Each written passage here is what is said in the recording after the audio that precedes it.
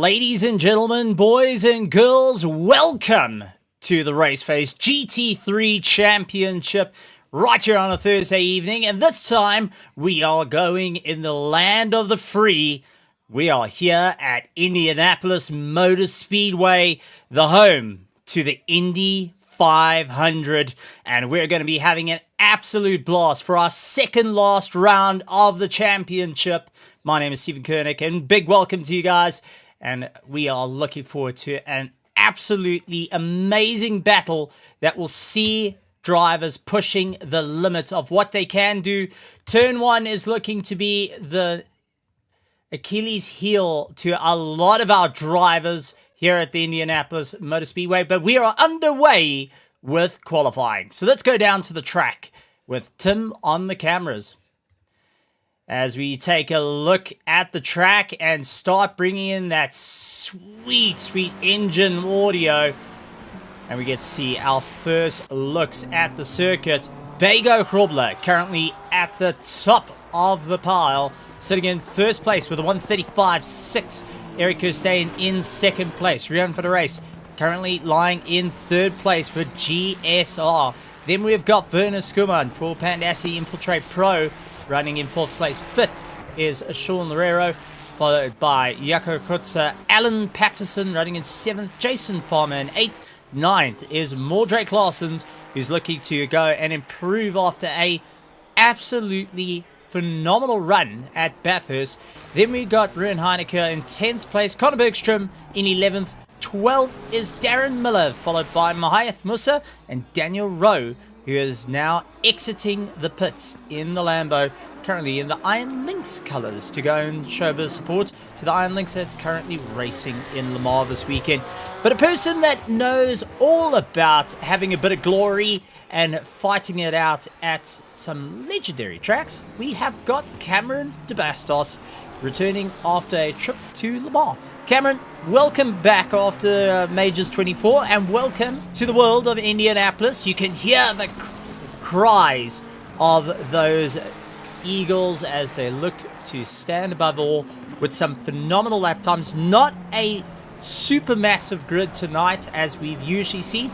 This being round 7, a little bit of a chillier night all over South Africa, but we're looking forward to some phenomenal racing nonetheless. Good morning, Stephen. Good morning. Good evening, Stephen. Good evening, everybody. I'm still stuck in the morning times there. It's great to be back on American soil again, and you can just that smell of freedom is in the air, and the eagles flying all over the world, all over the skies here with us. And good to see the Iron Lynx there from livery from the likes of, I believe, Daniel Rowe. You said I zoned out a bit there, but no, it's been. It's great to be back here, and after the weekend that both myself and you had, I think it's great to be on the other side and not be inside the car this time around. But it's a bit disheartening, well, sad from my side to see the grid be this small after such an immaculate turnout that we had the previous round at Bathurst. But hey, we still have these cars and we still have a champion to fight, and it's always great to see the cars out on the track. Well, Daniel Rowe currently leading the championship on 268 points in the livery, unfortunately missing turn 1 and looking to do the whole Indianapolis. But then you've got Bego Hrobler currently at first on the grid with 6 minutes to go, is second in the championship, 215 points. Mahayath Musa is lying third in the championship on 184 points.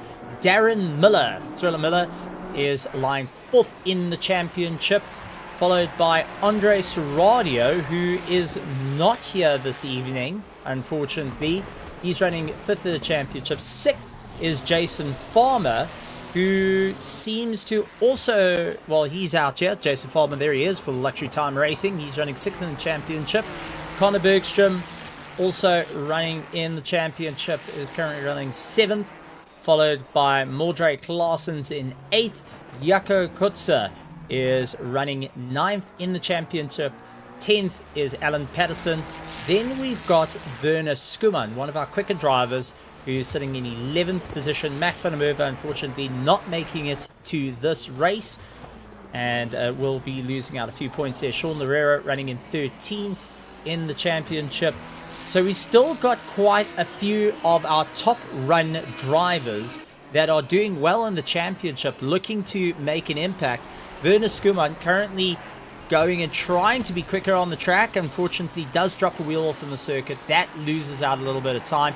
Bego Krobler still with a 35.6, currently looking to go and improve. But take a look at the lap time between them, 0.025 between our drivers. The biggest, the baddest, and the best joining us out in the virtual grandstand, saying hello, hello, hello. Going and enjoying a nice corn dog out there. Good to see our viewers coming in on the virtual grandstands to enjoy some amazing action right here at Indianapolis, a home that, well, many of us want to do so well at.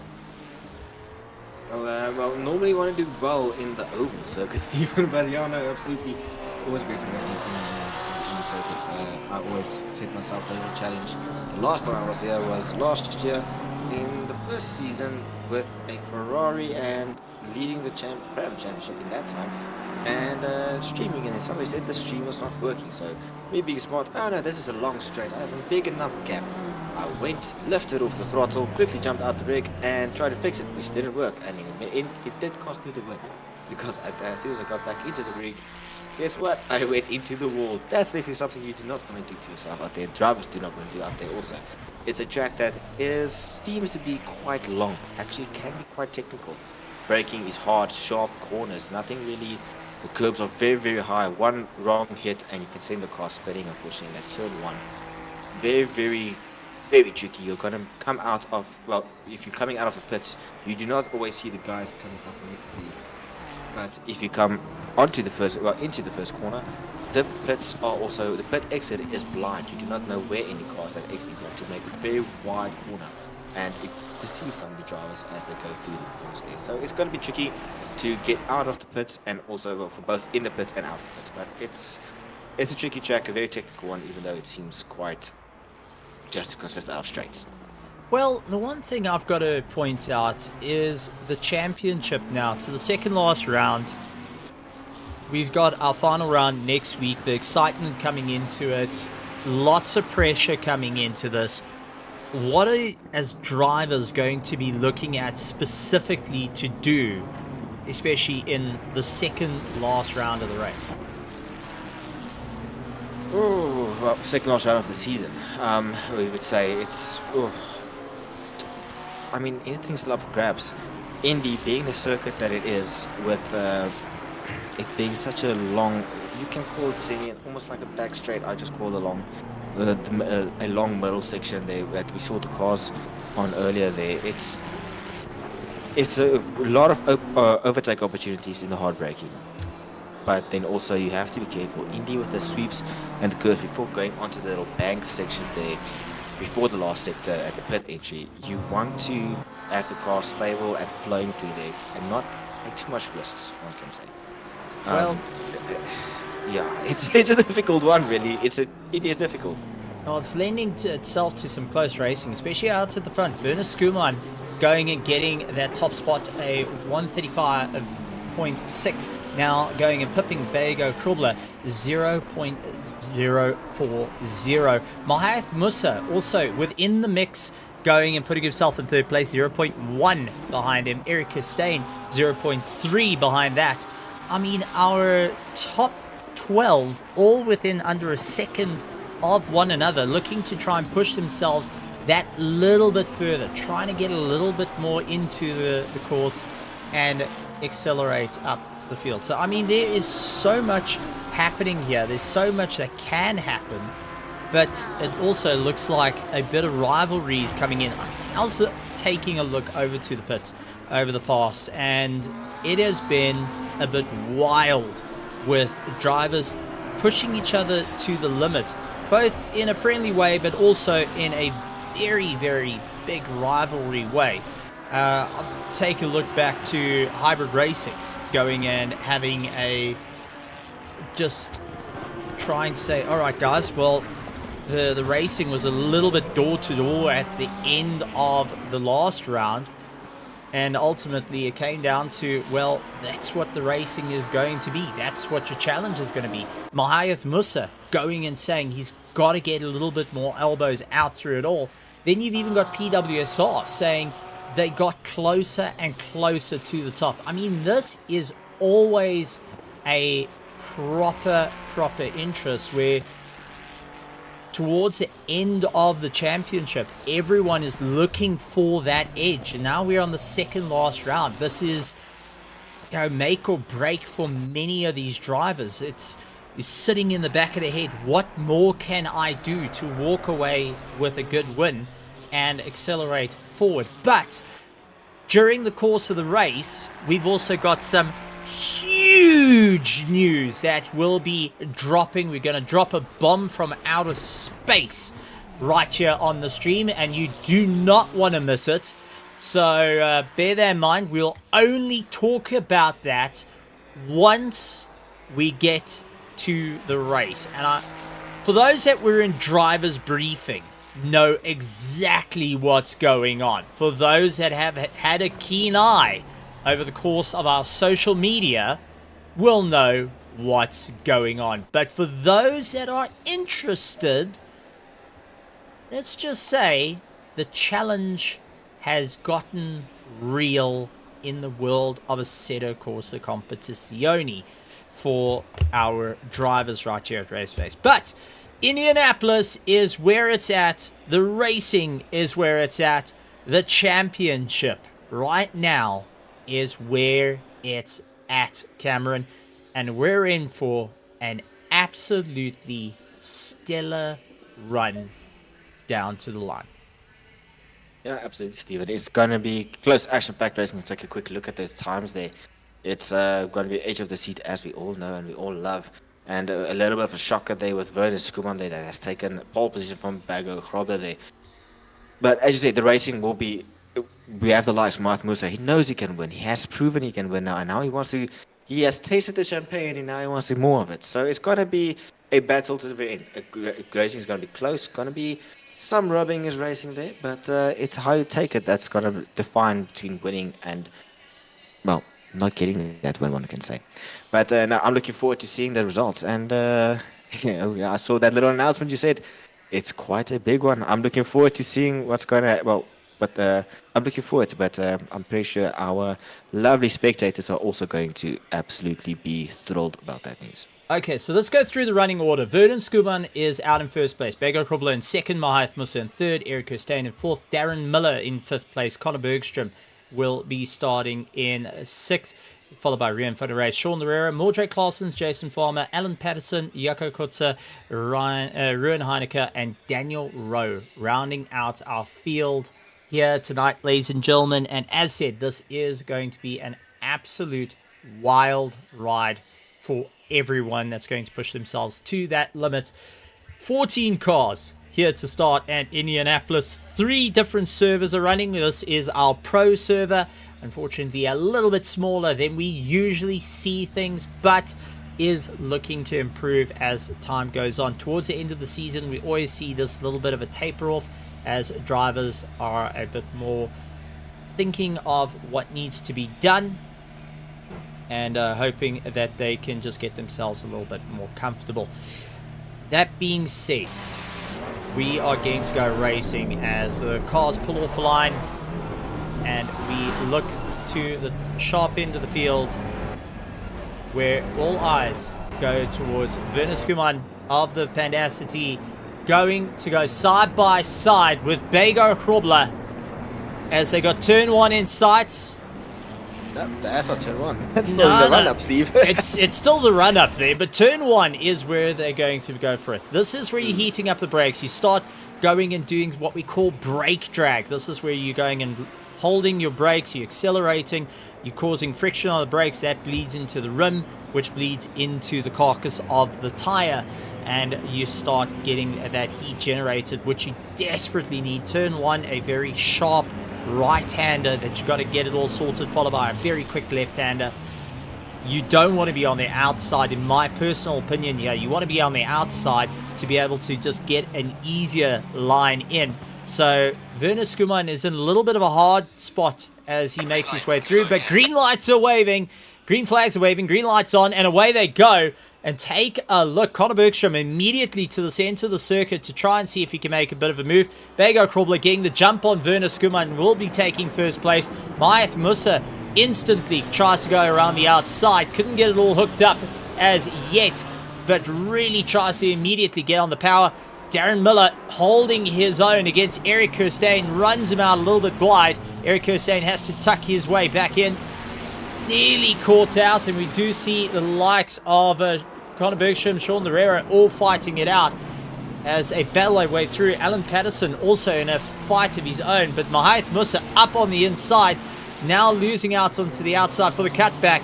Just couldn't get the drive on Werner Skuman, who drops the wheel off onto the dirt. But Darren Miller feeling the pressure of Eric Kirstein immediately onto the back of him.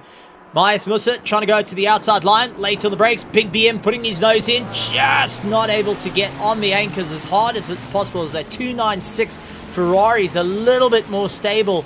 The rotation coming into play as they power their way through. But Bego Krobler out in the clear at the moment, starting to push away from the rest of the field.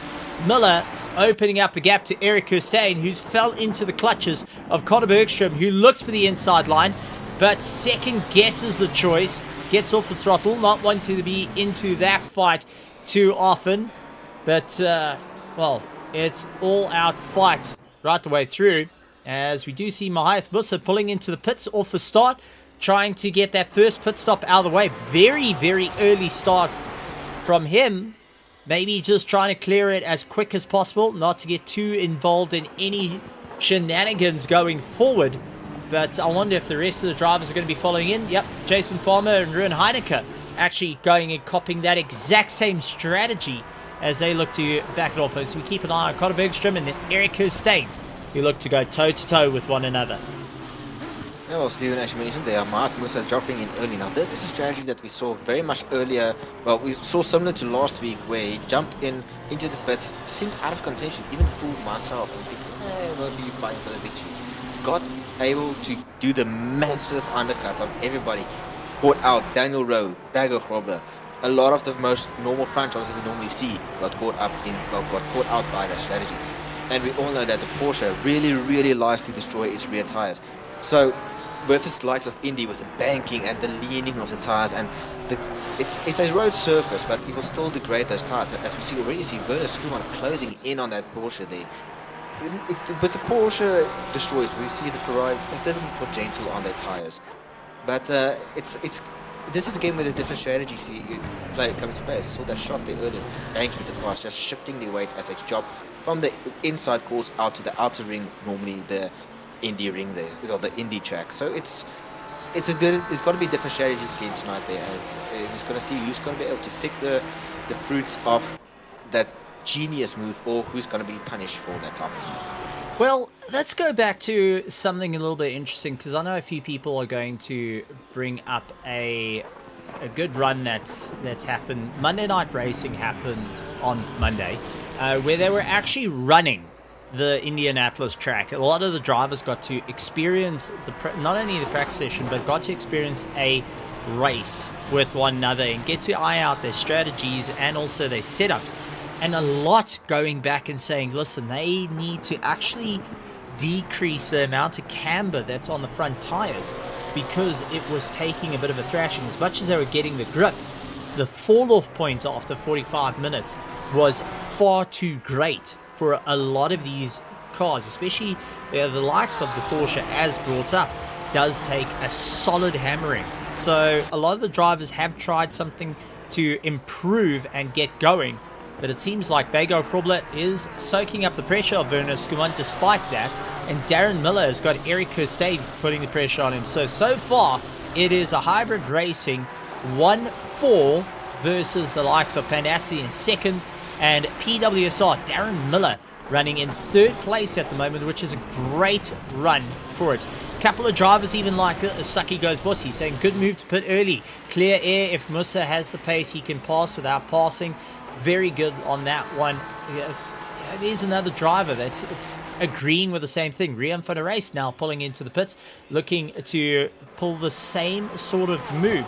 But we're starting to see these two-car trains forming up throughout the field, and as drivers go and get a little bit more carried on. So, we spoke about at the beginning a bit of big news that's coming to the world of RaceFace, and well, we get to drop it right here on the broadcast.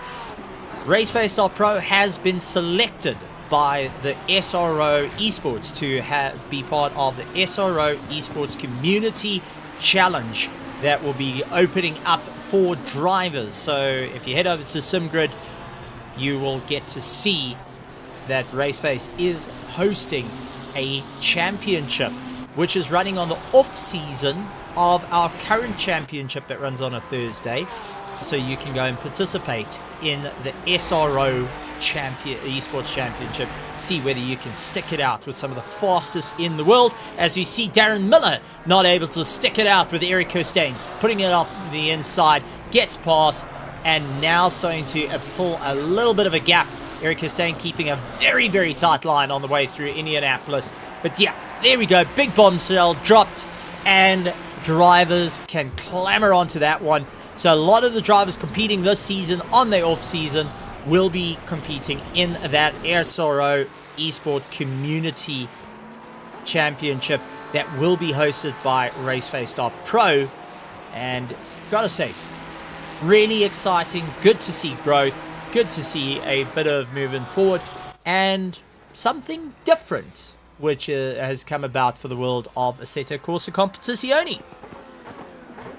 Yeah, no, absolutely, Stephen. It's great, great to get the South African, one of the biggest, largest African communities involved, and giving our drivers a platform. We're not normally able to make it onto that, not because they're not fast enough, but due to we all know that our exchange rate being a bit on the steep side. So it's going to be definitely great for us to show our great talent we have in ACC, and who knows, we might see our next generation of Jordan Sherritt's going up there, and the likes of the Genesis guys. So it's great to see that, and I wish everybody who participated all the best, and I we'll definitely keep a close eye on that as the drivers are going to shoot it out to represent the race community in the race very soon, I believe. Yeah, no, that's going to be starting up. So yeah, quite a few things. We also got the revival of the RaceFace GT3 Sprint Series, this time going to iRacing. That will be happening out on Tuesdays bi-weekly, so that's also good to see. A returning thing, a much beloved Sprint Series now returning, but just in a different sim, but same GT3 type action. That being said, let's take a look at the action on track, and one of our closest battles is actually one we did not expect. Rian van der Raced versus Ruan Heineke. They are going toe-to-toe with one another. Luxury Time Racing and GSR, as it looks like Rian sends it up on the inside. Ruan Heineke going out a bit wide there, loses out a bit of drive. Daniel Rowe, though, pulling into the pits. Not featuring as much as one would like this time around for the championship leader. He needs to try and get a little bit more pace underneath him, but hopefully trying to undercut a lot of the drivers out there. Another close little battle, Darren Miller and Conor Bergstrom having a good go at one another. The Pandassi driver up against the PWSR Bravo driver of Thriller Miller, who is tossing the car around with just in sight Alan Patterson keeping a very close eye on him. Yeah, it's great to see. Well, we do know that the hybrid racing crew is always very, very fast, and the likes of Eric Costain just getting past Darren Miller. They're both in the same equal machinery there, but just the difference in getting straight more. But here we see Werner Schumann, speaking of the Ferrari, right on the rear wing of the Porsche 911 GT3 992, if you want to be very specific, of Bagger Grobler of the Hybrid Racing Pro 1. It just seems like he's struggling to get some drive out of the corners there for Bagger Grobler there. I don't know, it just seems like Werner is able to close down a lot more under braking. Okay, you know what? Now you're getting technical. It's a Porsche 992 GT3R. You forgot the R. I mean... 992. No, there's two different 992s. Thank you very much. And if you really want to get complicated, there was a 997 Cup car, which came out before the 991 Cup car. If you really want to get complicated. I just drive them. I make them go fast. You're the multi-button one. It's fast is debatable. Fast is debatable. But I make them go fast. You know what? The fastest available. I can pull out some stats from the past weekend that shows different. well, I could pull out some stats of what we're seeing out on track. It is 0.4 between first and second place at the moment. That being one of our closest fights out on track. But what I am noticing, Conor Bergstrom now into the pits, which means he has to eye out getting quicker than Meyer, who's running in 10th position, who now scoots up into 9th. So as we're starting to see Meyer starting with that little bit of a climb, he's got a bit of work ahead of him to try and get back into the championship points. Daniel Rowe will be laying on the pressure. Remember, for the championship, coming in first place means you secure 50 points to your championship.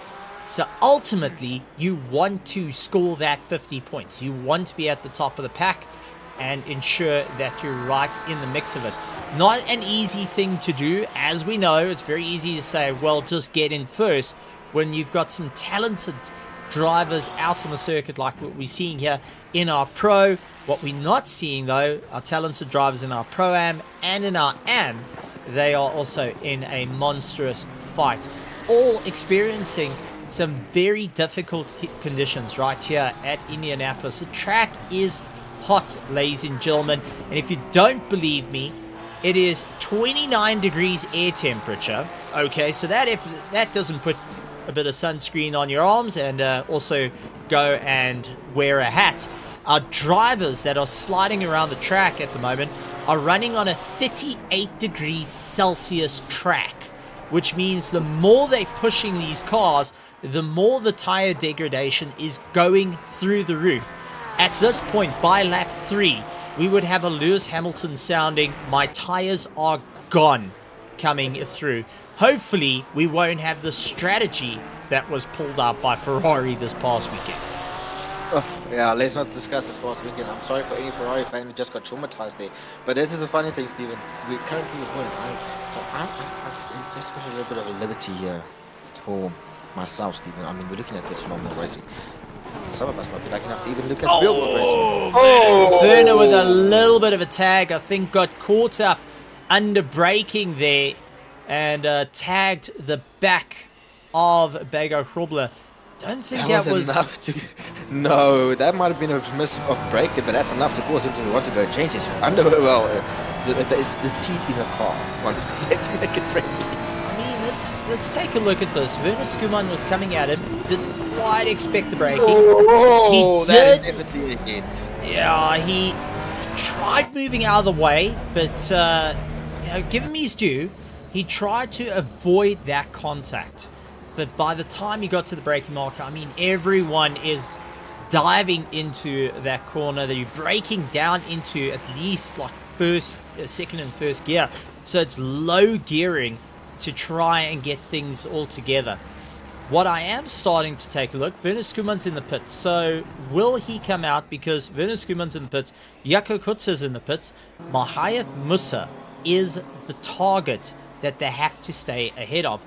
And it looks like Mahayath Musa may get ahead of Jaco Kutser, but is he ahead of Werner Skuman, who is rolling at the moment? He does so. So Mahayath Musa with that early pit stop, starting to rein in, but just not far ahead of the likes of Werner Skuman. Now, for anyone that is wanting to know how long this pit lane is, well, it's 52 seconds of spending time in the pits.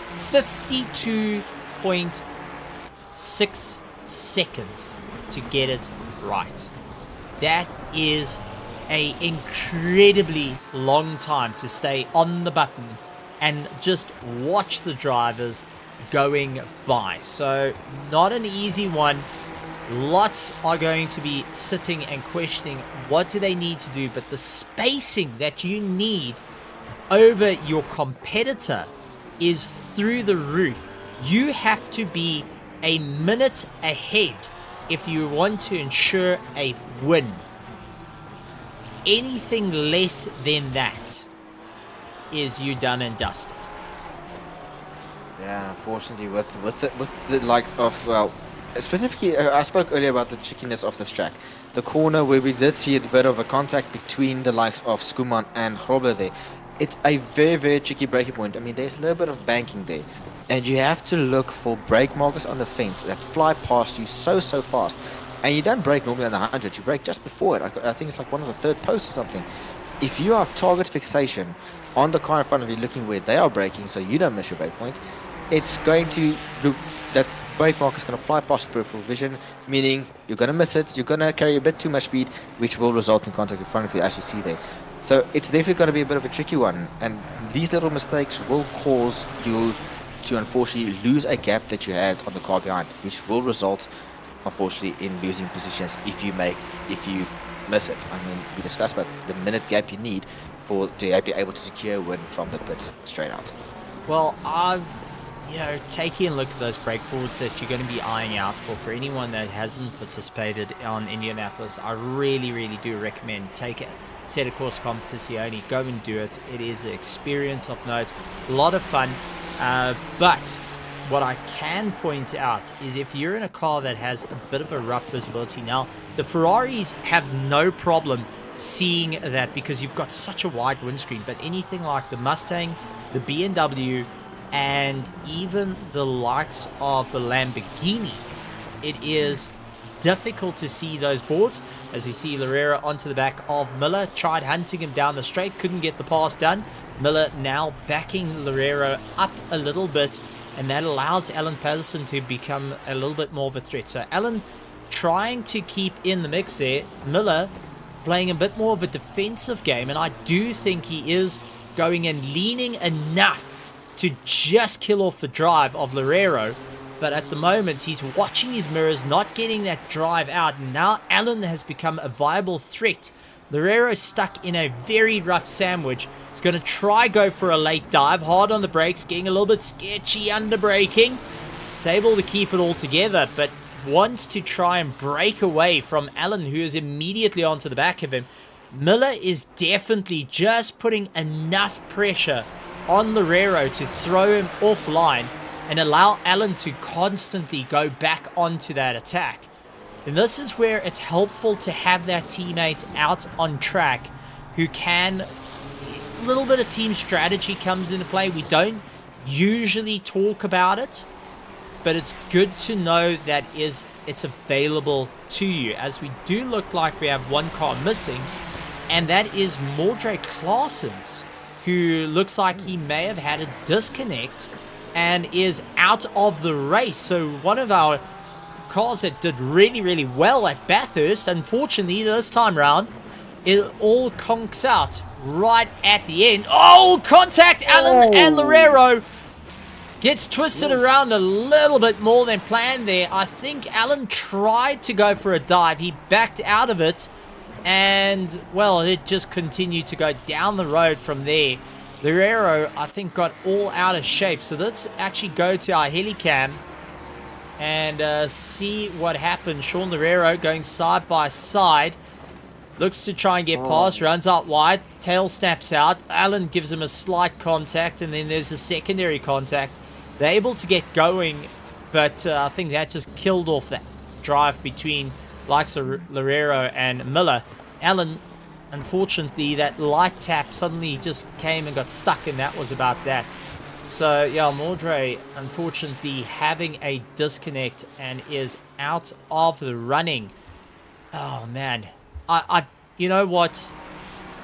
This is where, once again, a shout out to the team that, would be watching, or even Mordre, who would be tuning in. If you have an opportunity, get back in. Try and get back in. At least see the end of the race. Even if you lapse and lapse down of it, it's worth getting to the end. That's one thing I can always point out. And I keep repeating, and I echo the same. I think, Cameron, you sick and tired of much of, like the rest of everyone, me going and pushing the same thing. See the flag. It's worth doing it. But if it is a retirement that's out of the race, and yeah, the team have decided to take the steering off, hang it up, put the car back on the trailer. It would be, a bit of a thing to the Pandassi team if Mordre has closed the book on tonight's race. It'll be nice to have a chat to him, just get his feel of what's going on. Just give us a bit of a lowdown of what happened. It's rather hear it from the horse's mouth in that sort of sense, but yeah, it's unfortunate. Really is unfortunate. No, I spoke with Steve. I spoke with Mondre over the course of last weekend. We're just discussing how he's looking to move forward and what his options for the next season. I mean, this is a discussion that a lot of the teams are going to already have, and it's good to get that little bit of insight regarding how drivers want to go. And he did say that for his side of the garage, he is going to be moving away from the Ferrari that we have seen him in this season. I mean, previous season he was running in the McLaren and then the Ferrari for now. He's moving away from the Italian machinery and moving towards the German machinery in terms of the Porsche. He says he absolutely loves it and how the car drives, and is very quick, and he's really enjoying it. So it is a lot of drivers are going to see move away from the cars, but I think we're still going to see quite a few Ferraris, as the Ferrari is quite a stable car to have on track. But Mondre, as Steven says there, please, if it's possible, by all means, fire the car back up and get back in the sim. Do not give up just yet. I mean, it's not over. It's not over until you see that checker flag. But it seems just got a little note passed here. Well, also Saki just confirming there in the grandstand saying no internet in his side. Unfortunately, internet deciding to say arrivederci to him there. And I don't think we'll be seeing him back, unfortunately. But it's if he comes back on, Mondre, please come back. We always like to see the drivers finish the race. Yeah, no, that's it. Well, a couple of battles you're seeing here. Ruin for the race going after Daniel Rowe, giving you his absolute all. And in the background, we've also been watching Ruin Heineke and Jason Farmer, the two luxury time racing cars, going at it toe-to-toe, which is always a great thing to see. Jaco Kutzer lying in 12th position. 13th is Conor Bergstrom, who is defending out there. So, two cars that are from the Pandassi still going, Werner Skuman and Conor Bergstrom, but unfortunately only one retirement so far that have got caught out. Just taking a look out in the grandstands. Hi, it's Mordre, got disconnected twice. Internet is down, unfortunately. Oh, man. Well, Mordre, commentary box is open. As always, if you want to come and have a chat, it'll be once again an honor to have one of the drivers just to come in, have a chat to you, and get a bit of insight of the race, how it was going, the feeling, that type of stuff, as we take a look at the battles that are ongoing as it stands. It's always good to have a chat to the team principals. It's always good to have a chat to the drivers. We haven't actually had a chat to many of the... No, we haven't had a chat to the team principals this season, other than Bego Krobler and Daniel Rowe. We did have a chat to Alan Patterson, who's the team principal for PWSR, but that's been about that. I'll challenge out to the team principals. Be nice to have a chat to you guys, to give us a bit of insight to your drivers that are currently out on track and participating, or even those that just weren't able to make it to Indianapolis this weekend, for this week, and looking to keep an eye out for Spa-Francorchamps coming next week, which will be our final round, but also for the groundbreaking news that's come through, the different championships that are going. As we get closer to the end of this championship, new doors opening, new exciting times opening. It's just always incredible experiences that are going on. But let's talk about what's happening right here, Cameron. We have got our top 5 still needing to do an early pit stop. And I want to point out one driver who has changed his strategy is Alan Patterson. Something to really point out, because Alan has always been the driver to get an early stop done. This time around is sticking as close as he can to the Darren Miller and Sean Loureiro fight, as Sean's closed back up onto Darren Miller, who seems to be tapering off in times at the moment, versus the likes of Loureiro. Both running 38s, but Alan Patterson on the last lap was running a 1:37. It's interesting. So, I mean, maybe going and throwing the hat into the ring here and saying, right, well, if I'm going to go down, I'm going to go down fighting? Or do you think he's looking to try and back up Darren Miller, who is currently in for a shot within the championship, as he is right at the top? He's running in 4th place, and all eyes is Mahayath Musa that may break it for him. Because remember, Darren Miller's on 164 points. Mahayath Musa, who's running in 3rd, is on 184 points. So if he can get ahead, he may be able to do it. Loureiro pulling into the pits, going and deciding he's losing too much time. That will allow both PWSR cars to immediately go back onto the tow with one another and push themselves along. So bang goes that idea. But maybe a strategy that was thought at one point. Maybe it's worth, I'm looking forward to have a chat to the drivers and see what their expectations are, what's the game plan. But Loureiro will be keeping an eye on this sole BMW. Mahayath Musa, looking to make a bit of an impact, will be going and usurping Sean Loureiro at the moment, as Loureiro looking to just come out. But you can see that pit lane is dreadfully long on the way through. I can compare that pit lane straight to Spa, where you have to just wait.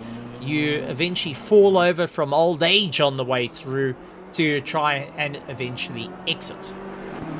Yeah, an extremely long pit straight. I mean, it runs the whole length of the entire straight. Well, that's from in the Indy. If you look at the Indy over from turn 4 all the way to turn 1, it's a very, very long pit lane, and it is so agonizing to just be on the pit limiter, be limited, and not being able to full throttle.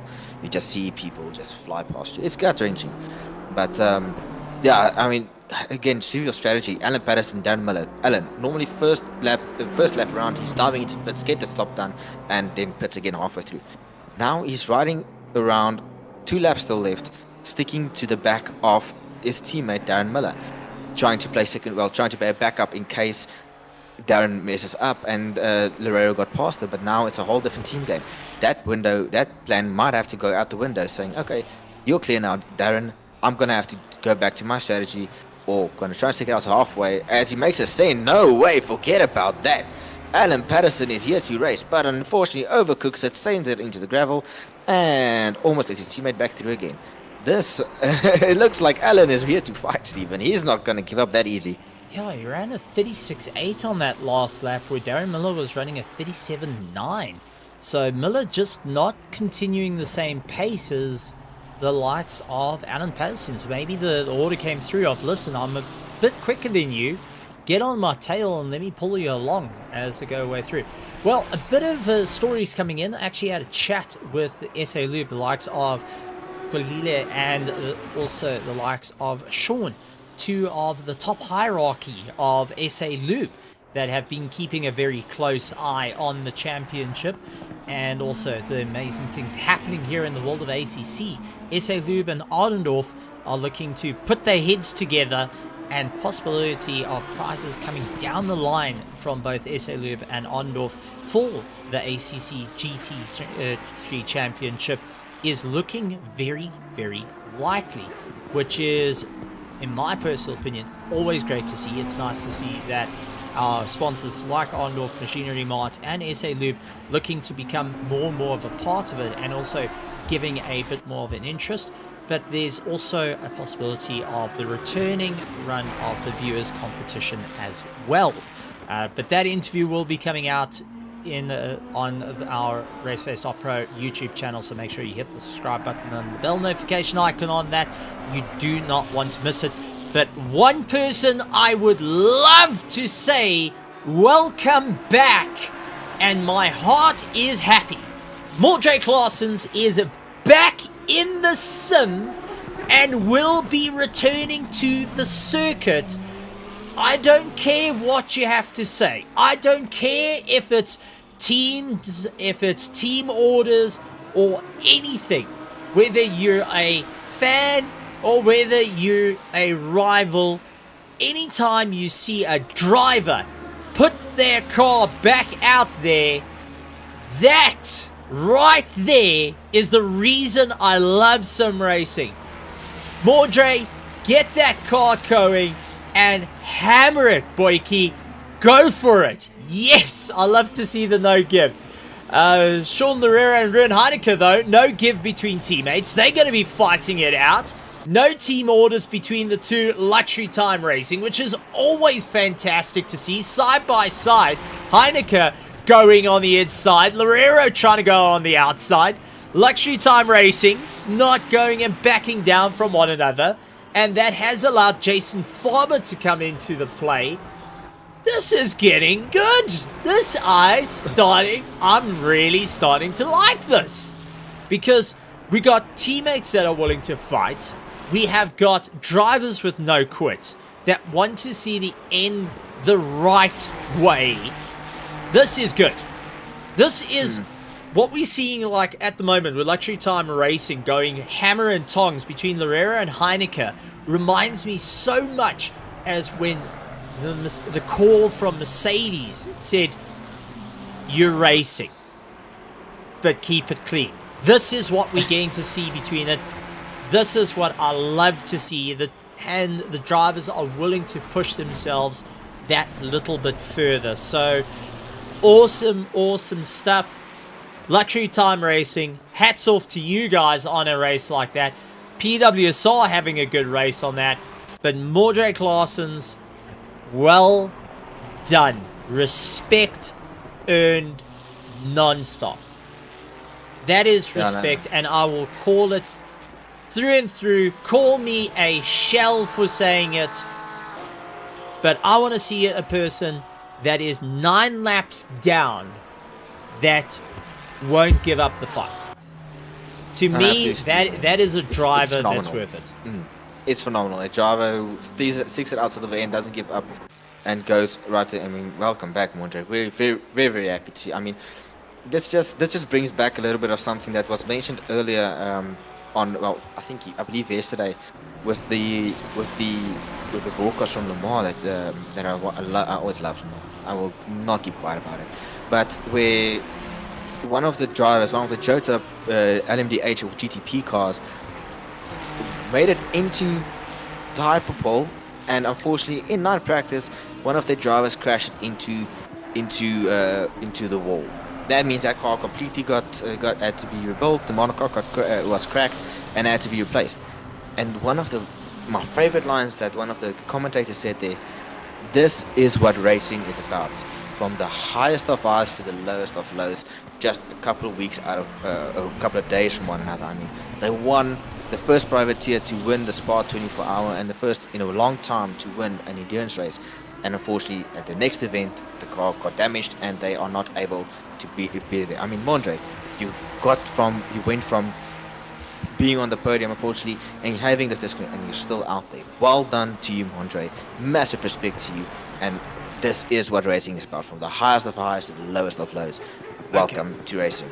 He's got to do 2 stops, so don't count that out in the mix. But let's go through our running order at the moment. It is Bego Krobler at the top of the chart, 16 seconds ahead of Eric Kirstein. For 3rd place, Alan Patterson, getting himself into a top running order there.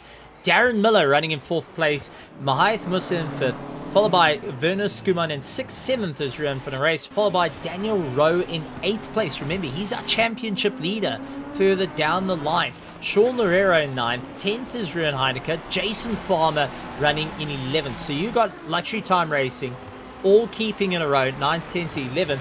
Jaco Kutzer is out there in 12th position, Connor Bergstrom and Mordre Claessen's. So it is still a racing fight out at the top, but it's also now a thinking game because Mahath Musa with that earlier pit stop is 25 seconds behind Darren Miller. and has an opportunity to move forward. As I saw yellow flags flaring up for our number 97, and that is Connor Bergstrom, who landed up going a little bit wide, I think trying to avoid our first place, touching the wheel on the dirt there.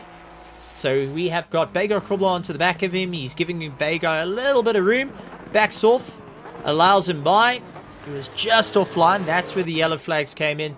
Just caution of a slower moving vehicle. So always good to see. Always good to see the drivers giving that little bit of respect, especially on a circuit like Indy, where so much can go wrong so quickly, as we see Meyer sliding it out. Track temperature starting to come down, 37 degrees, still a bit of heat out there. But our top 4 still needing to do 2 pit stops.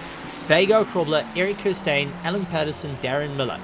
Both hybrid racing, both PWSRs, going for that longer game. The rest of the field, though, doing a 1 stop to go. Do you think the pressure is starting to come in on the call that was made to just stretch those legs a little bit further? Do you think the worry comes in of stretching those legs a little too far? We've got 53 minutes left of the race. You know the pit lane is terribly long, and the rest of the field behind you has already got that first one out the back. So they have only got to worry about a 52-second run, where you are going to be looking closer towards 2 minutes by the end of it. You're going to have to spend 2 minutes going up and down pit lane. I mean, I don't know, Stephen. I mean, each of these drivers, they have done their test, they have done their laps, they have done the practice needed, so they will know all the history or the data from the tires on how long they can push these tires. Some drivers might be able to really go and take care of the tire. I mean, favorite example I always like to say, compare myself to you. You can extend the tires for who knows how long. You are absolutely phenomenal on tires. Meanwhile, I like to burn them until they're literally on the ground. So if drivers, they can still be quick and manage tires very carefully, then the call to extend the legs a bit might play in their favor. But if they use too much at the start, it will damage the strategy at the end. So they will know how far they would have pushed, what would have been the best one, and who might have damaged the tires a bit too much to try and keep the guy behind them who was on a completely different strategy towards them. Well, as we take in a look at the Porsche, you can see the amount of steering angle that's being put in by Bago Krobler, be getting more and more that understeer coming in, and he's having to just try and really give it horns. You can see also trying to utilize the gears to slow him down. Car just not reacting the way he wants it to, as he's going left and right, trying to get the car stable as it runs to the fringes of the circuit. It's always a concern of how far you're willing to go, and when you're getting onto the oval, you've actually got to try come right up against that wall as much as you can to straighten out the steering, because the degradation on these tires is taking a monumental beating, start to finish through it all. Ooh. So yeah, I think it's going to be a close call, but Meyer at the moment is a viable threat. He's down in 5th, but he's still a viable threat to Bago Krobler at the moment. So Bago's got to really dig deep on this one to try and extend that gap to break away from Meyer, because remember, that pit stop is what's going to be the make or break for a lot of these drivers, and especially for the championship that's running so close. Daniel Rowe, though, must be going and just reeling a little bit, because losing out critical points right now means that the championship will be, if he finishes in 8th place, will be down to the final race. And I mean, that will be Spa. You're leaving so much on the table if you just can't dial it in right now. So it's always a major play there that you got to be cautious of. But I'm sure this is not the most comfortable situation. Vega Krobler, though, going to be smiling at it and looking to try and keep going. But oddly enough, take a look. Vega's doing a phenomenal job keeping his pace. But a person that is trying to sit onto the back of him was Connor Bergstrom, who is still going and relaying as much information as possible, as Mordred Claessens did have another disconnect and is down. He's back into the sim, but did land up with another disconnect, so he's able to get himself back in. Going to stick it out as much as possible.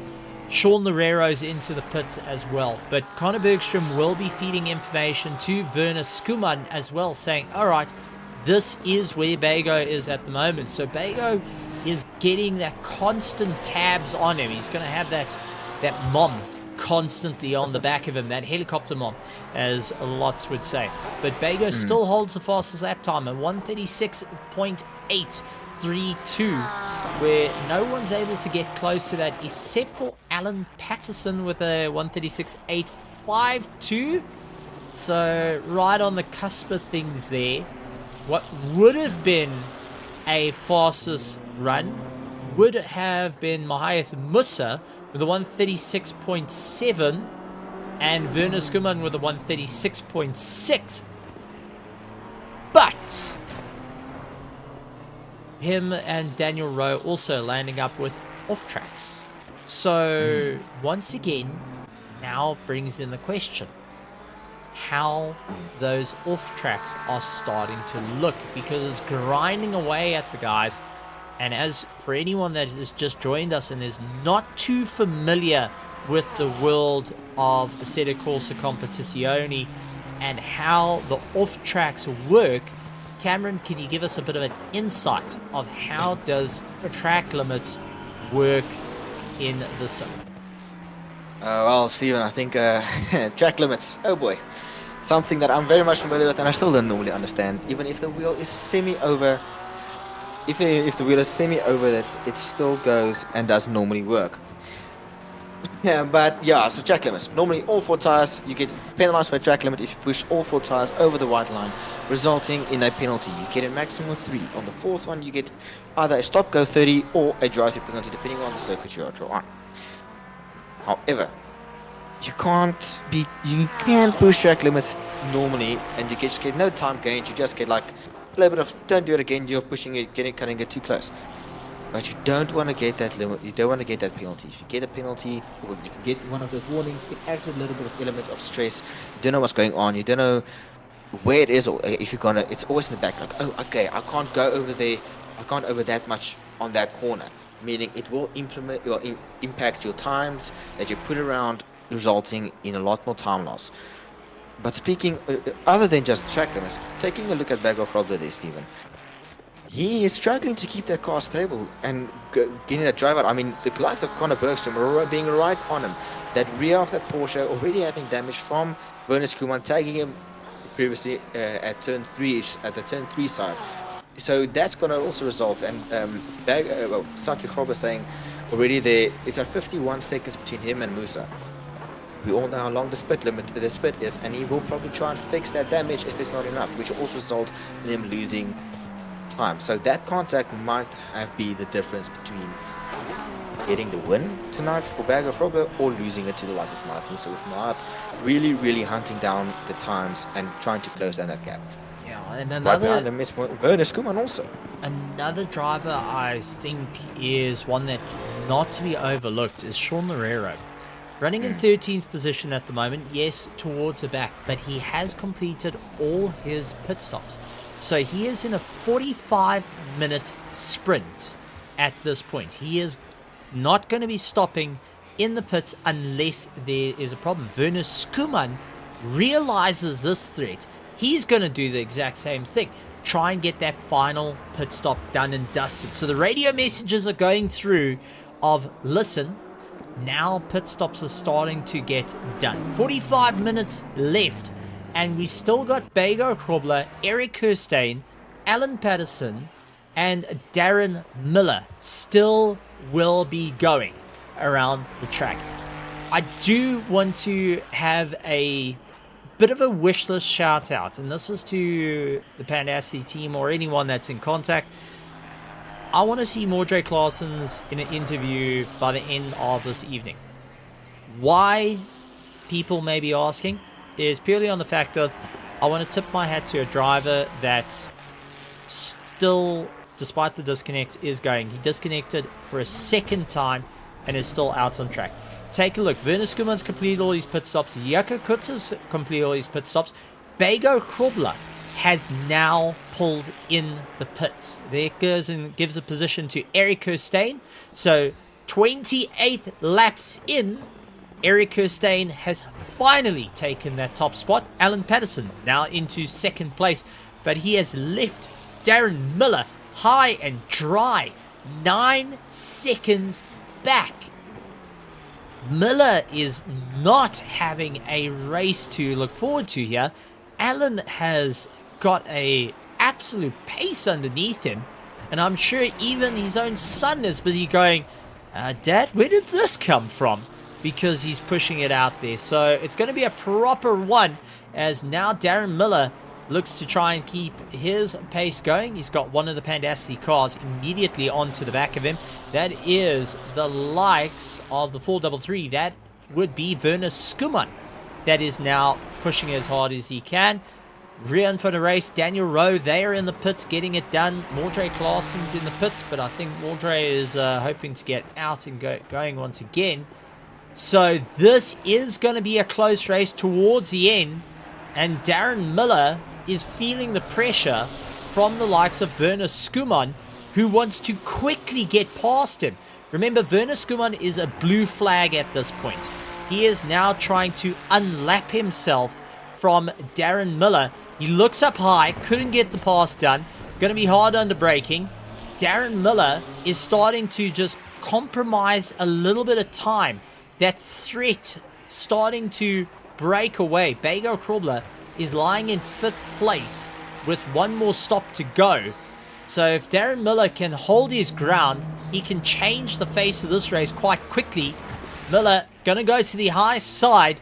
Remember, he is the current on the lap car. Werner Skuman is currently a lap down, but I think cool heads prevail. Decides he's going to back off, allow Werner Skuman to come by, and just maintain enough pressure for something to go on. So let's see how that's going to work out. Mahayath Musa, though, was part of our earlier pit stops, is now in 3rd place, but he has to keep a very close eye on the likes of Rian van der Race in 7th, who's completed all these pit stops. The grid starting to get those stops out of the way. 41 minutes to go. Who's going to pull the trigger where? 2 cars are still needing to do their first mandatory pit stop, and that is both PWSR needing to push themselves that little bit more. Sean Larrera onto the back of Daniel Rowe, trying to push himself a little bit further up, and is not backing down from the fight. Daniel Rowe is on the same lap as him, so this is a fight for on-track position, and Daniel Rowe is getting to learn firsthand how Sean Larrero is able to put a fair amount of pressure onto the back of him and start leading onto the back of that Lamborghini, which isn't looking as settled as it once was.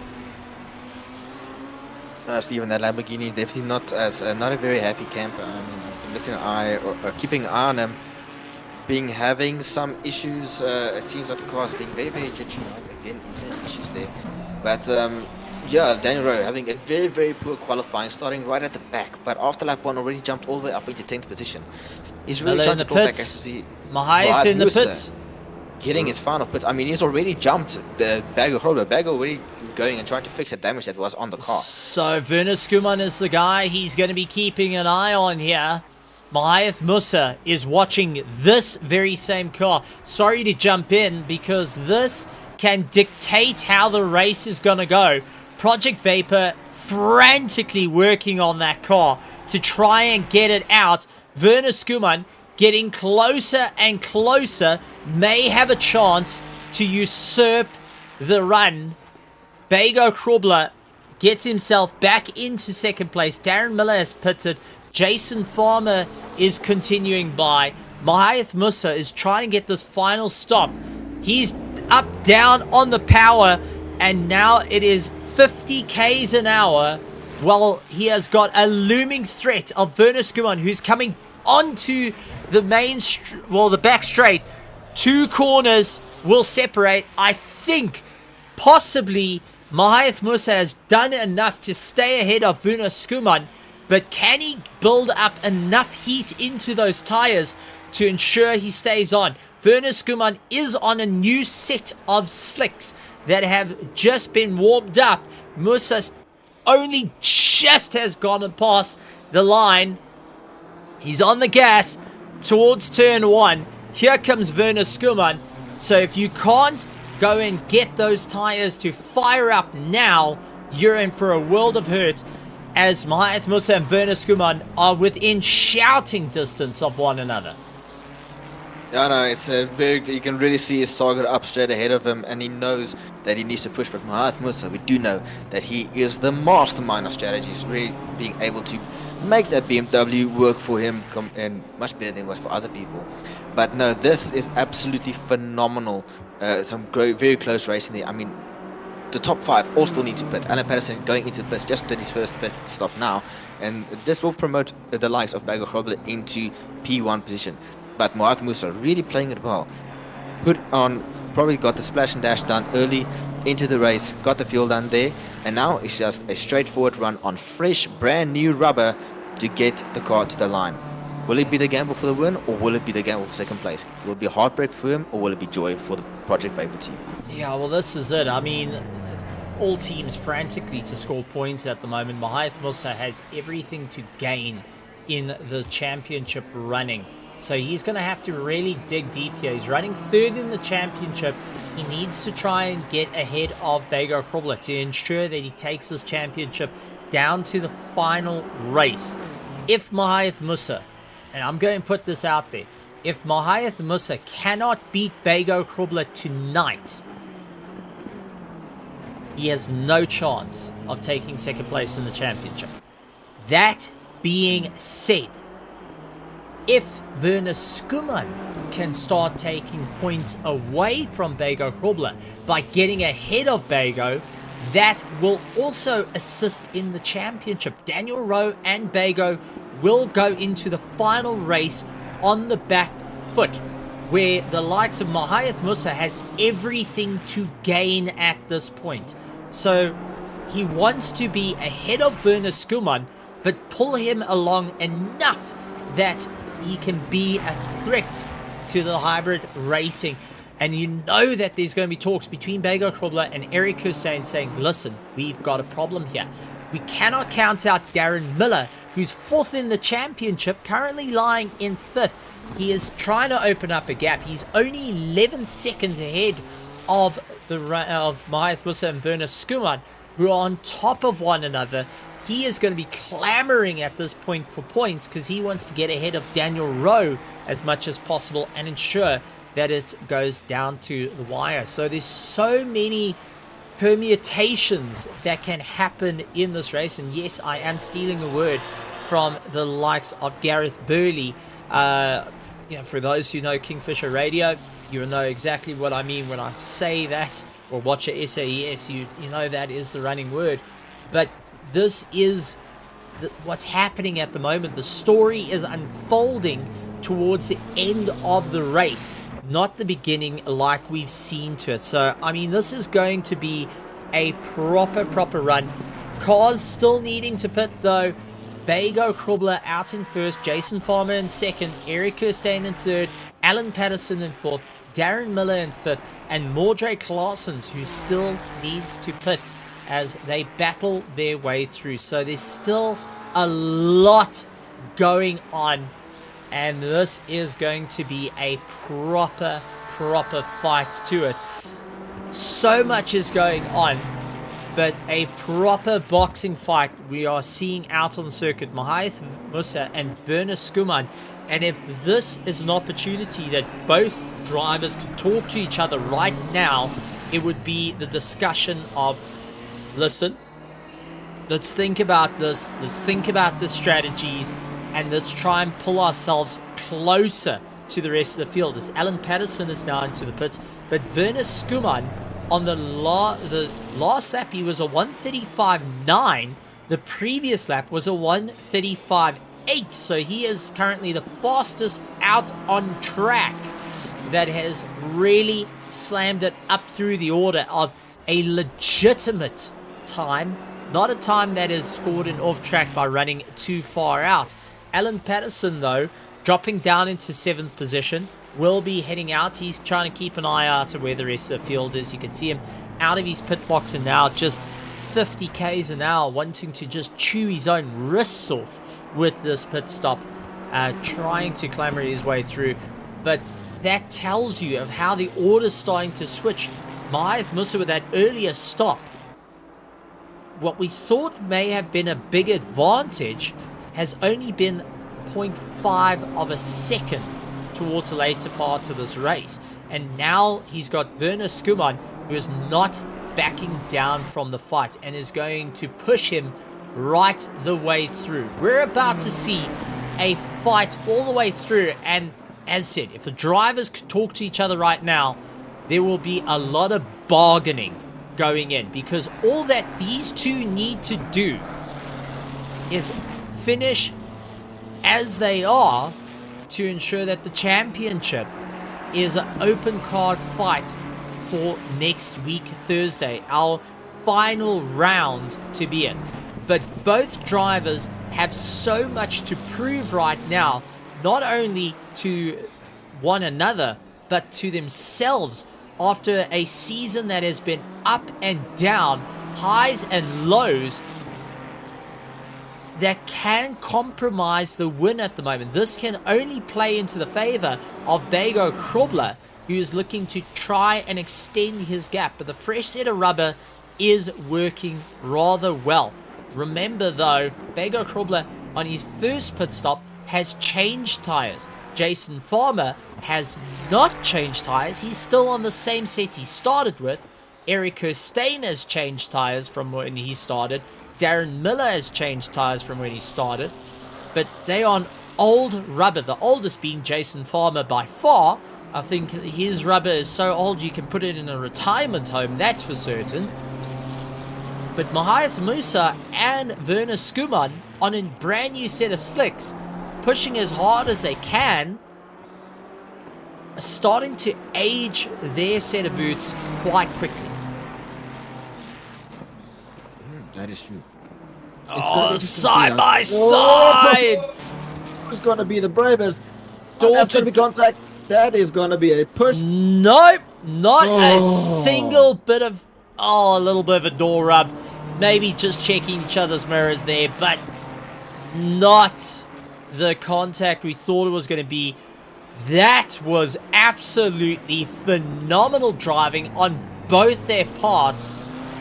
Lap 35 was a proper side-by-side battle with Meyer Musa and Werner Skuman going at it door to door.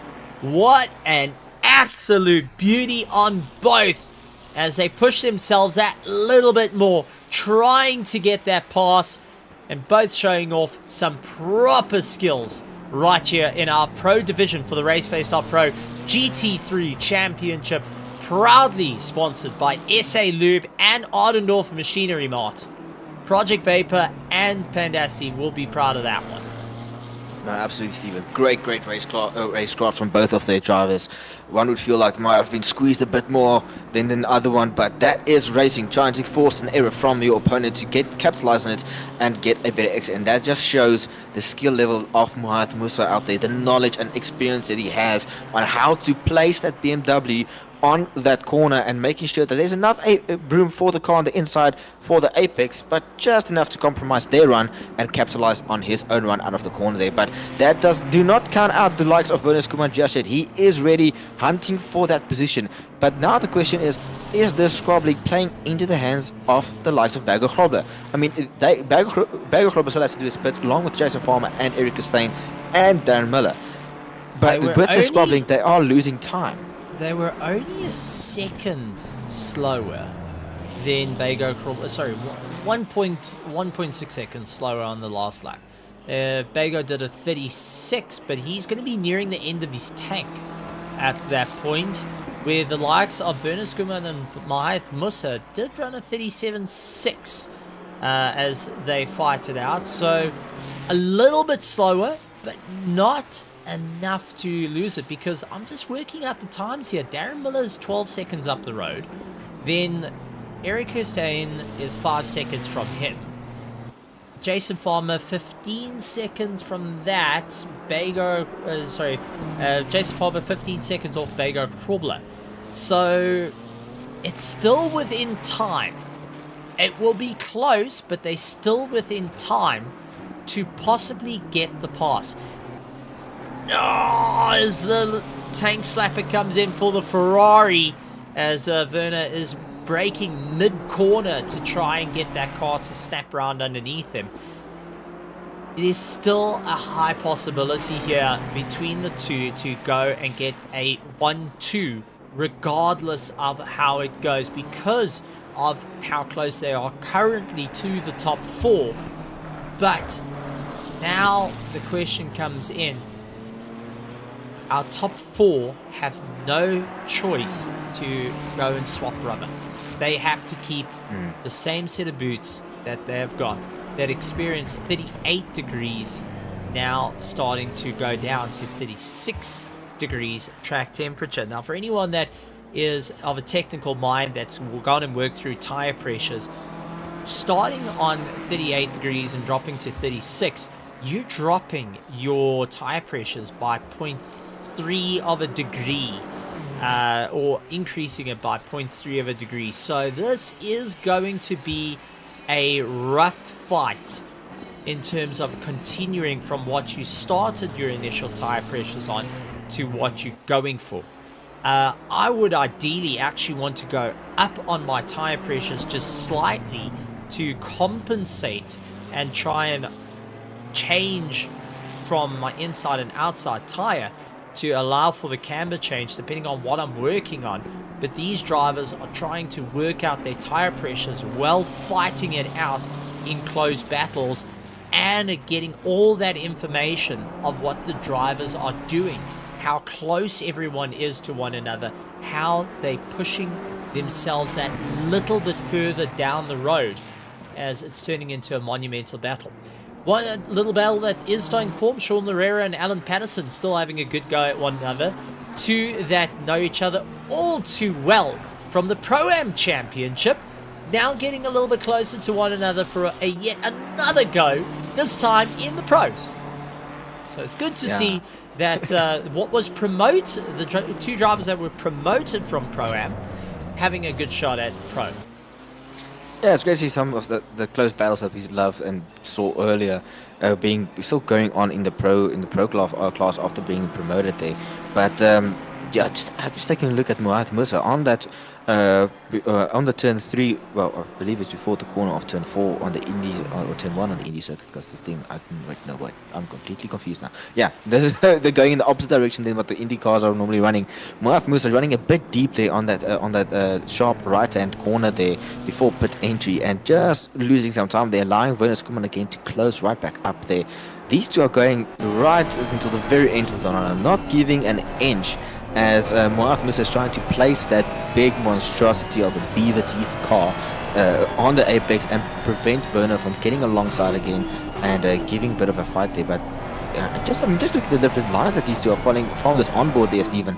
Mohamed Musa choosing to be very, very close there, while Werner Skuman prefers more of the V approach, running deep and then maximizing your acceleration out of the corner to carry a bit more speed.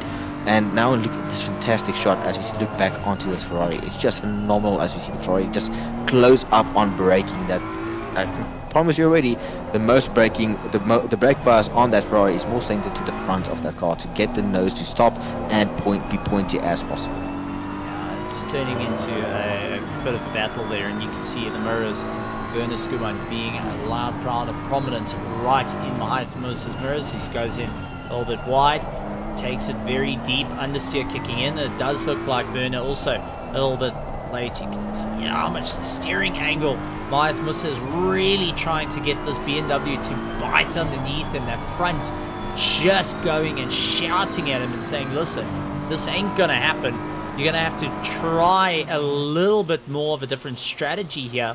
Understeer starting to come to play. We do know front engines towards the end start killing off their front tires. They start to apply more and more pressure. The steering angle becomes more and run into a bit of issues where Werner Skuman will be actually facing the opposite at this point. His rear tires will be screaming at him because he's constantly having that rear sliding out underneath him and just scrubbing off that speed bit by bit as they battle their way around.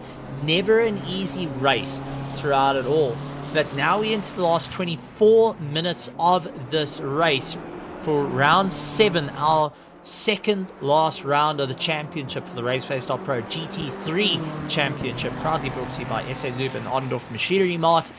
It is going to be a monumental run. 40 laps around this track completed and a couple more to go. Drivers will be begging for that checkered flag to come out. The heat becoming very much challenge in the cockpits. But I do want to also point out a battle that we haven't been talking about, and that is Eric Kirstein versus Jason Farmer.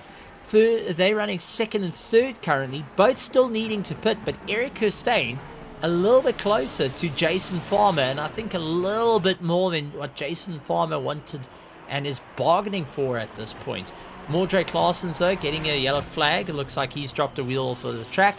Still needs to do one more lap. One more pit stop to get it all done and dusted. But ultimately, some great racing here as Jason Farmer now starts to watch his mirrors each step of the way as Eric Kirstein applying more and more pressure onto the back of him, looking for the inside, looking for the outside, trying to see where exactly can he get past.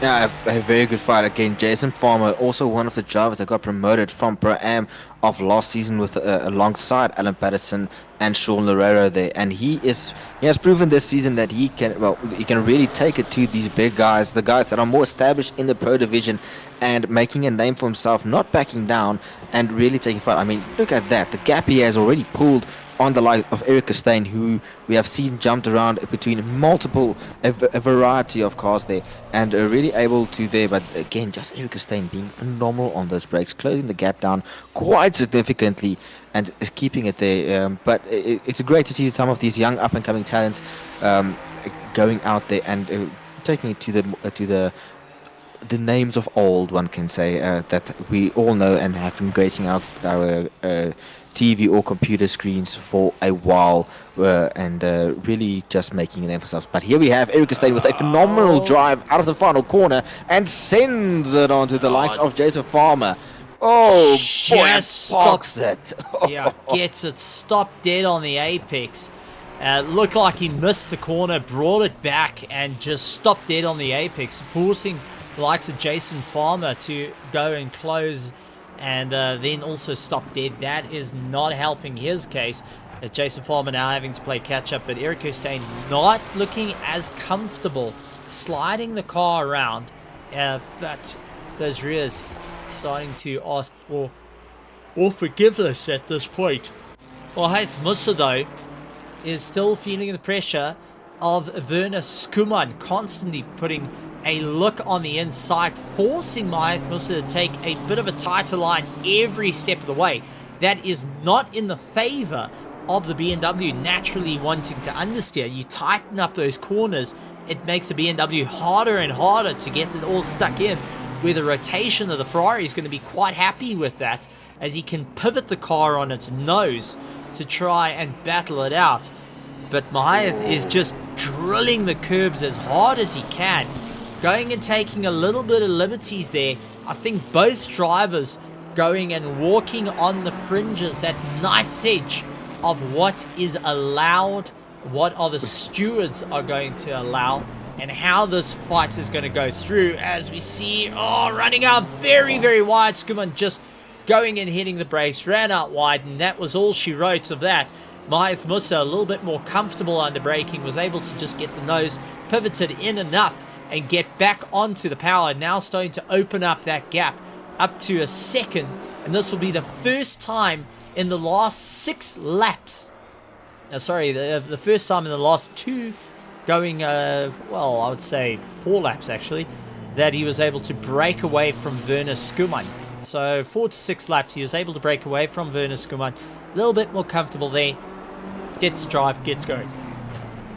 A little bit comfortable might be a few words not normally spoken. I mean, we can really see with against the BMW, you can take those curbs, but that first corner curb just a bit too high, and if you clatter the BMW in there, we saw it there, it just unsettles the car, bounces a bit, and this will allow the likes of Ferrari to just cruise right on back, as we already see there. I mean, the Ferrari did not hit that curb. The car was able to carry as much speed through the corner and close up on there, gaining already about like two tenths within those first couple of corners there, all from that one mistake from Meyer there, just hitting it. And Werner Skuman needs to keep a cool, calm, collected head if he wants any chance at getting past Meyer. Meyer, very, very cool-headed in these high-intensity situations, not losing his head and knows where to put his focus there. So it's literally a battle between the front-engine car versus the mid-engine car. Which one will be the victorious here at the end, as again Werner Skuman just losing some time there in that that middle sector there as they're going around the final corner, that little bit of a bank, very known for understeer, and if you hit that little bit of curb, there's a bit of a sharp angle change, then it will unsettle the car and you will also bottom the car out. Well, taking a look, I mean, Meyer is coming off the back of last week winning at Bathurst and getting a phenomenal run out. The final lap was the do or die moment for him. He got first place. Werner Skuman coming off the back of only scoring a 5th place on that one, hoping that he can just go and change things up a little bit. But let's go through the running order in the final 18 minutes of this race. We got Bego Krobler out in front. We cannot take it away from him. He's opened a 24.3 second gap over Eric Kirstein in 2nd place. Eric Kirstein is now 2.6 seconds ahead of Jason Farmer, who is now going and pulling ahead of Darren Miller, running in 4th place, 9.2 seconds. Then 5th, 10 seconds back is Meyer, 1 second back from him is Werner Skuman, and 23.9 seconds is back from them is 7th position, round for the race, followed by Daniel Rowe, Sean Lerero, Alan Patterson in that top 10, going and having a phenomenal run out there. Then you've got 11th position, Ruben Heineke, Jaco Kutzer, Logwith, Kyler Bergstrom, and Mordred Claessen's at the end. So Mordred Claessen going and putting his way there. Not a single retirement in this race. And I do want to say, for a run in a championship like this, Indianapolis is one of those, well, everyone wanted to have Indianapolis until it came to the rest. And I've got to say, Indianapolis in an Indy car, phenomenal, great, love it. Indianapolis in a Skip Barber, love it, great. Indianapolis in a GT3 car, well, fortress. I will rather go and stand outside with no jacket and no shoes and socks right now here in Johannesburg, and it is sitting at 3 degrees. I would rather do that than race around this track for an hour and 30 minutes. But our drivers going and choosing that they were going to give it their all, and this season has been a good pick of tracks. It's been challenging. We had the Nordschleife earlier, which tested drivers, well, getting to the end, that longevity, 175 corners to deal with, and now you got Indianapolis, where I would say is more difficult to drive around, and yes, I know a lot of drivers are going to raise an eyebrow here, is more difficult to race around than Bathurst because it is a circuit that is not commonly used. Yes, it's not normally used. Nobody's used to this track. It's a difficult one to really get to terms with. I mean, and it's not really a place where you can just relax. Yes, we've got that long stretch or the long straight there in the middle between the campsites and the infield, but that does not prove anything in terms of being able to rest. I mean, you are there. The next moment, the corner's already approaching there. You have a split second to catch your breath already, and you have to go continue there. With the likes of Bathurst, you have the long Conrod straight, and then you also have the first straight there. It's two straights you can really breathe and go from there. Yes, you might also have the corner, the final corner being a bit part of a straight there. But what's going to happen is that you still have to manage the understeer or a snap. If you exit the corner wrong, you bottom out the car and it just knocks the car completely sideways. It happens a lot. I've seen it happen to some of the pro drivers, top pro esports drivers, who just unfortunately misjudge it. The car understeers, and unfortunately you don't have time to really sit back and just catch your breath and get your thoughts in order. It is full paced, high adrenaline. You have to nail your brake markers, otherwise what's going to happen? You're going to miss them. Brake markers are not clear. As we see Jason Farmer deciding he's going to do his final pit stop, which will promote the likes of Darren Miller, Marth Musa and Werner Skuman all up into the top 5 positions there. And now it comes down to the chase. Who is going to who's going to be P3 or P1, P2 or P3? But is the squabbling between Werner Skuman and Marth Musa resulting in Berger being able to lengthen that gap out at the end? I mean, they don't have to change tires unless they forget to deselect it. It's going to be a whole... It's now determined who played the hand too early, who played it smart, and who should have just let the guy who's been chasing them down go past, burn up the tires, and go from there.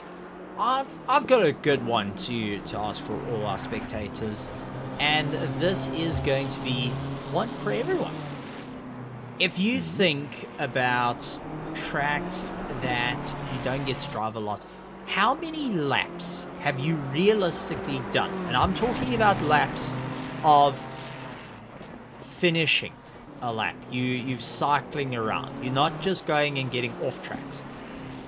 No off tracks and just completing laps of Indianapolis. Ask yourself that, because these drivers have been practicing since last week to get their eye in for the circuit. They've done a mock race in Monday Night Racing this past Monday, which I do highly advise. If you are interested in the world of sim racing right here in South Africa or even around the world, Monday Night Racing is definitely one to go for.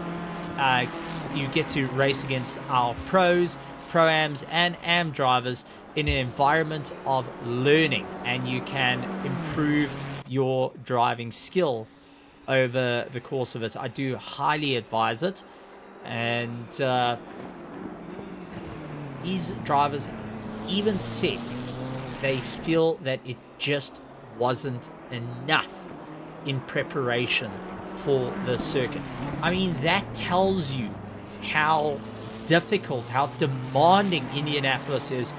Many drivers actually reporting punctures happening for riding the curbs, as we saw Werner Skuman just going and riding on the fringes of the curb and just grinding away at it. Meyer Musa, when I actually had a chat to him, said that he has got pressure losses that were coming in the whole time. He never finished 10 laps without some form of pressure loss coming in. You could see he's now taking more defensive lines to try and hold back Werner Skuman. That main straight, he dived to the inside, Werner stuck to the outside, forcing that to come back. But he seems to have BMW locked down in position through the twisties, which is just enough. They will be heading onto the back straight now. This is all about carrying momentum as close to the wall as possible, and then hard onto the brakes to get it all sorted. You get to the 200 meter mark and you're slamming down the anchors to slow it down. Werner Skuman doing everything he can, wants to put that nose right into the back of Meyer Musa and shovel him out the way. now running out high side on the way out. For any of those that know the world of, well, oval racing, Werner Schoeman's taking a high side, where the likes of Meyer is taking that midline, hoping that he can score just enough grip to get going. Werner Schoeman wants the high side to carry the momentum through, hoping for a bit of a cutback. Wasn't able to get it done. If there was a bit more straight, he would have got it past. Unfortunately, just not carrying it through. We enter the last 9 minutes of the race, and Bego Krobler, Eric Kirstein still needing to get their final stops done. Hybrid racing, I can firmly say, has not done enough to go and secure their positions. It will be a fight for Bego Krobler. If these two carry on duking out in the final 10 minutes, Bego will be joining this little tango that's happening on. But Eric Kirstein will not have an easy run here. A slight bit of contact came into play. Meyer Musa going and unfortunately feeling a little bit of Werner Schoeman rubbing him on the inside. So that came into play. But not enough to upset the car. It's just a light rub saying, hey buddy, I'm here, I'm looking to go for it. But these two are going and throwing hammer and tongs. This is just an ultimate bout fight. This is throwing the kitchen sink. This is throwing the Domestos that's sitting in the back there. They've gone to SA Lube. They've gone in all the products there. Ondorf Machinery Mart. They're getting air jacks to try and pull themselves apart from one another. This is a just throw anything at the wall sprint race down to the wire. And both drivers have an opportunity here to get ahead of this Porsche that is trying to carve his way through traffic. Bego Krobler is in a world of hurt at the moment if he cannot get the drive, and if he loses any more time.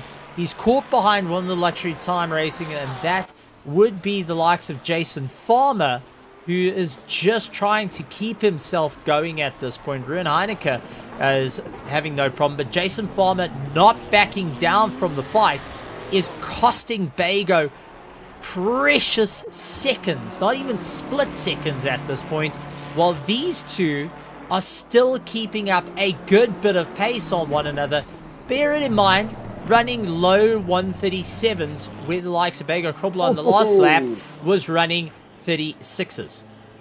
That was, sorry for the interruption this evening. I just see Meyer Musa dipping a tire into the dirt on that little corner there, and unfortunately killing all of his drive that he had, and allowing Werner Schoeman again just closing in. But Werner Schoeman really gets a drive up, but now it is to prove on who is the biggest, who's the bravest, who has the we've seen that never before. mind. That was contact. That was what we saw a little bit earlier. So just a replay of it, and we've got to remember Werner Schoeman did have that same sort of cornering where he didn't expect the driver to be there or braking so hard. He pushed a little bit harder into the braking zone. Once again, no damage to the likes of the Ferrari and the BMW, but it was enough that jarred both drivers into it. Jason Farmer and Ruben Heineke coming to blows by the looks of it. Both are dropping a wheel off his track. So let's see what happened here. This is the likes of Jason Farmer. What happened to him? Did he have a bit of a tangle with his teammate under braking? Or did both just push themselves a little too far? No, they had a tangle. Both luxury time racing. Jason Farmer's able to get going, but Ruben Heineke absolutely ate it big time there. Oh, Team Principal's going to be having a chat at that one. Both, unfortunately, pushing the boundaries of what they can do, trying to push one another. Unfortunately, getting into their own little entanglement of a problem. And none of them coming out a win. That extends the gap for Darren Miller, who is currently running in 9th position, who's going to be smiling at it And the likes of Conor Bergstrom and Jaco Kutzer will be looking to try and close down, especially Jaco Kutzer. Now he's 2.3 seconds behind the likes of Heineke. A bit of running over the curb there as Mahath Musa trying to take everything he can. Ruben Heineke, though, has come to a stop. Heineke has retired the car for whatever rhyme or reason, has run into a bit of a problem. In the last 5 minutes of the race, Heineke has pulled in the pits and towed it back. Something has gone on with the luxury time racing Ferrari of Ruben Heineke, and unfortunately that is going to hurt like no tomorrow. Rian van der Race and Daniel Rowe are now going and throwing haymakers at one another, and Daniel Rowe, who has not dealt with Rian van der Race at all this season, is getting to learn what GSR can do and the potential that the team is able to throw at him. So this is now starting to bring in a few questions. What happened to Heineke? That is my question. What happened to that luxury time racing that was on the moneymaker, now losing out and towing it to the pits after that earlier contact with his teammate? A little bit of a trip up has now cost him so much time, dropping into 12th place and not going to be smiling there.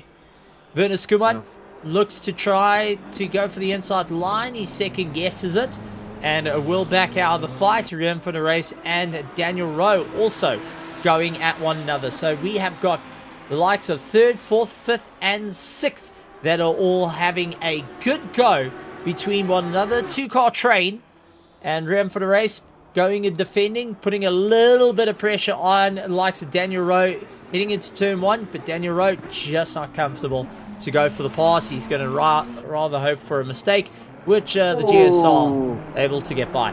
Werner Skuman, though, not liking the BMW, able to stop dead. Little bit of nose rubbing between them. Werner Skuman is in a bit of hard work here. Mahath Musa not hanging around. Both drivers got down to a 36 on that last lap. Bego Krobler is now in the pits. Our leader is now in the pits. Eric Kirstein, will he dive into the pits?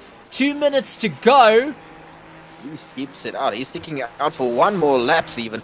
Will this be cutting it too close? Will this gamble pay off? But that is like now of these. Now we have to know where Mahath Musa and Werner Skuman is. I mean, Mahath Musa really placing that car brilliantly and beautifully all night tonight. And Werner Skuman asking all the questions and Mahath having all the answers there. But now it's a question of who also, for Werner Skuman, who's going to be the latest on the brakes? Who's going to be bravest on those brakes? As we see Berger Grobler rolling down. Here comes Mahath Musa crossing the line. Will it be enough to overtake the likes of Berger Grobler and reclaim that victory? They've done so. Bego is down into 4th place. We are currently watching the battle for 2nd. Mahath Musa and Werner Skuman. But I think Eric Kirstein will not have enough. He is 18 seconds ahead, so it is confirmation. If these two do not trip over one another, they will be racing for pole. They will be seeing who will get the win for round 7, the second last round of the championship. Mahath Musa and Werner Skuman will be pushing themselves that little bit further down the road. And it's all on the cards. Project Vapor and Pandacity will be running to the walls, shouting on the radios. Even the grandstands will go nuts as these two are fighting for a net first place. As Eric Kirstein will have to pit. He does so. So Eric Kirstein is officially in the pits. And these two will be taking the top spot with 47 seconds on the clock.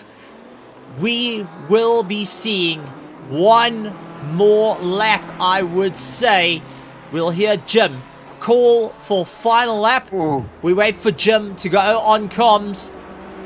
Right onto the wall. Mahath Musa is forcing Confirmation. to think all around. Confirmation. Final lap. Final lap. This is it. It is hammer and tongs. It is throw out those ham makers. It is time for a fight between Ferrari, BMW, front engine versus mid engine.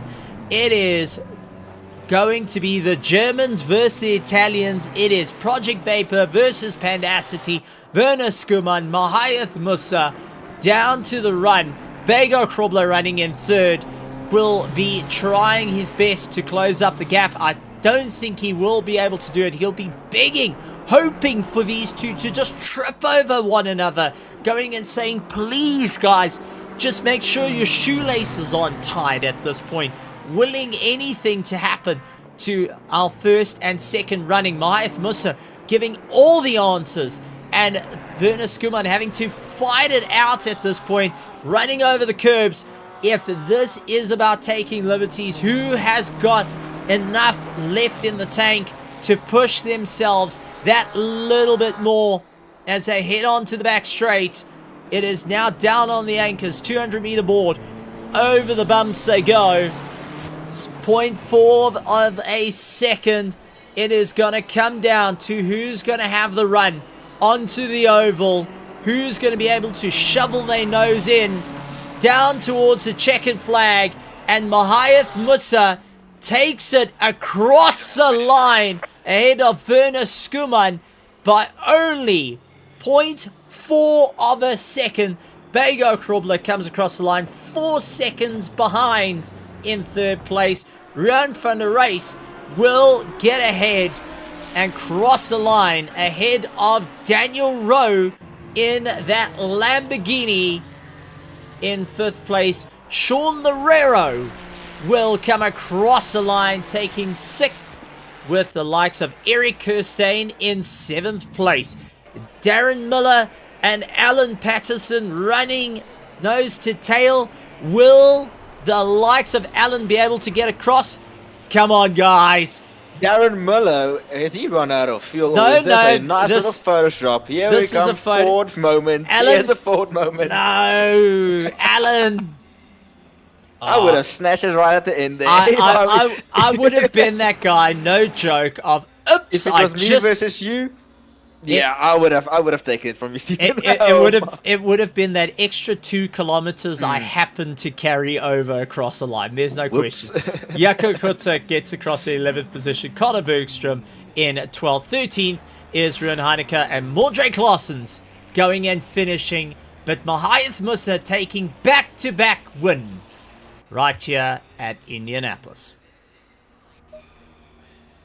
Well, as we take a look back to the track, what a proper race between... I mean, that was a proper run between the drivers. All in all, some massive props between all the drivers out there tonight. All 14 started, all 14 finished, and some proper side-by-side battles throughout the race. Towards the end is where it came down to the wire. I'm just absolutely staggered. I'm blown away by the competition and how it all ended out right at the end. Yeah, no, Stephen, absolutely fantastic racing. I mean, when we went into the race, I said, yes, it might not seem like Indianapolis is one of those most enticing circuits, won't have much of action, but man, did these drivers prove everybody wrong on that. It is full of action. I mean, battles from the start to the very, very end. You mentioned it earlier. Well, you mentioned it past weekend. You enjoy these races that go right until the very, very end. There is nobody just gets a clear runaway. It's a fight to the very end, and we saw that again tonight. Mahayath Musa going back to back, winning at Bathurst, comes around, goes from Australia to America, goes and wins with a fantastic strategy, goes and wins the Indy, our Indy GT3 race that we have here, and that just shows the class that he has here. And well done for the Project Vapor team, really keeping it up there until the very, very end. And as we see our first drivers getting ready for some interviews, as we have the likes of Bego Krobler ready, coming into the commentary box, ready for his interview. So welcome Bego Krobler to the interview box. Cameron, lead the way with the excitement. Well, Bago Krobler, welcome in. As Stephen already said, gut-wrenching race there for you tonight. Unfortunately, leading comfortably there. A phenomenal start from the line there. And unfortunately, that finishing 4 seconds behind the likes of Marth Musa and Werner Schoeman. They take us through this race and everything that happened with you there. Yeah, good start, as you said. Managed to get into the lead and then unfortunately picked up damage from the car behind, hitting me twice. So, yeah, I had to fix 7 seconds worth of damage, and you can do the math. So I think the podium will probably be decided in the steward's office. Not that that's what we want, but yeah, is what it is. Well, yeah. Bego, I've got to ask a very good question. Is how was the tyres on the Porsche? Because you looked a bit settled at the start of the race. It was nose to tail racing. Werner Schoeman was pressurizing you there.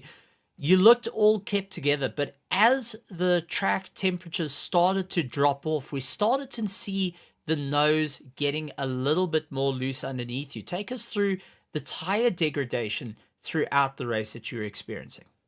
Yeah, tire deg wasn't, to be honest, wasn't too bad in the second stint. It wasn't terrible.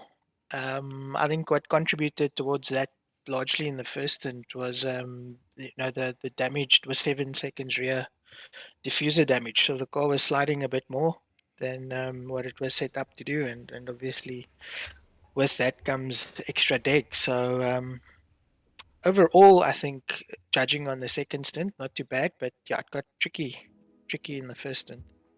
Well, it's been absolutely tremendous stuff. Now, this does bring you a bit closer in the championship to Daniel Rowe. It does open up the championship towards the final race as well for yourself, looking at taking the win this time around. What's the strategy going into it? What's the feel? I know that we always talk about the teammates working together, but it's now gotten to the time of you got to throw out those haymakers. You going for a win, and you're now within arm's reach of it. You're on 215 points. The points you scored tonight will bring you closer to Daniel Rowe, who didn't have too much of a successful run. What's the plan here from your side? As far as the track, we both go well on, so it's going to be tough to get that large amount of points over Daniel. But I think plan a lot of trash talk during the week and then just balls to the wall on Thursday. Absolutely tremendous stuff. Cameron, anything you would like to say to? I see Cameron going and diving out of the box. But Bego, we've got you in here. You come third in the race in the provisional standings. What would you like to say to all our spectators, to the sponsors, Ondorf Machinery Mart and SA Lube, that we're watching this race unfold, start to finish, watching this championship unfold as we look towards the final race next week? Yeah, just big thanks to the sponsors, obviously, and I think it was a good race. Some good excitement between obviously myself and Werner at the start, and then between Werner and Worth at the end. So I think the spectators had a good race to watch. And thanks to everybody that keeps tuning in every week and watching, and come join us. Going to be an awesome one. Thank you very much, Bego Krobler of Hybrid Racing, finishing up in the provisional third place right here at Indianapolis Motor Speedway. With that being said, Cameron, now we're getting into a bit of a wild one. Let's bring into a bit of a fun one. Let's bring in second place by 0.4 of a second behind first. Let's bring in Werner Schoeman. How's it, Werner? Interrupting the conversation there. There we go. So Werner running solo, as we just heard. But Werner, what a race out there for you. First nose to tail racing with Bego Krobler.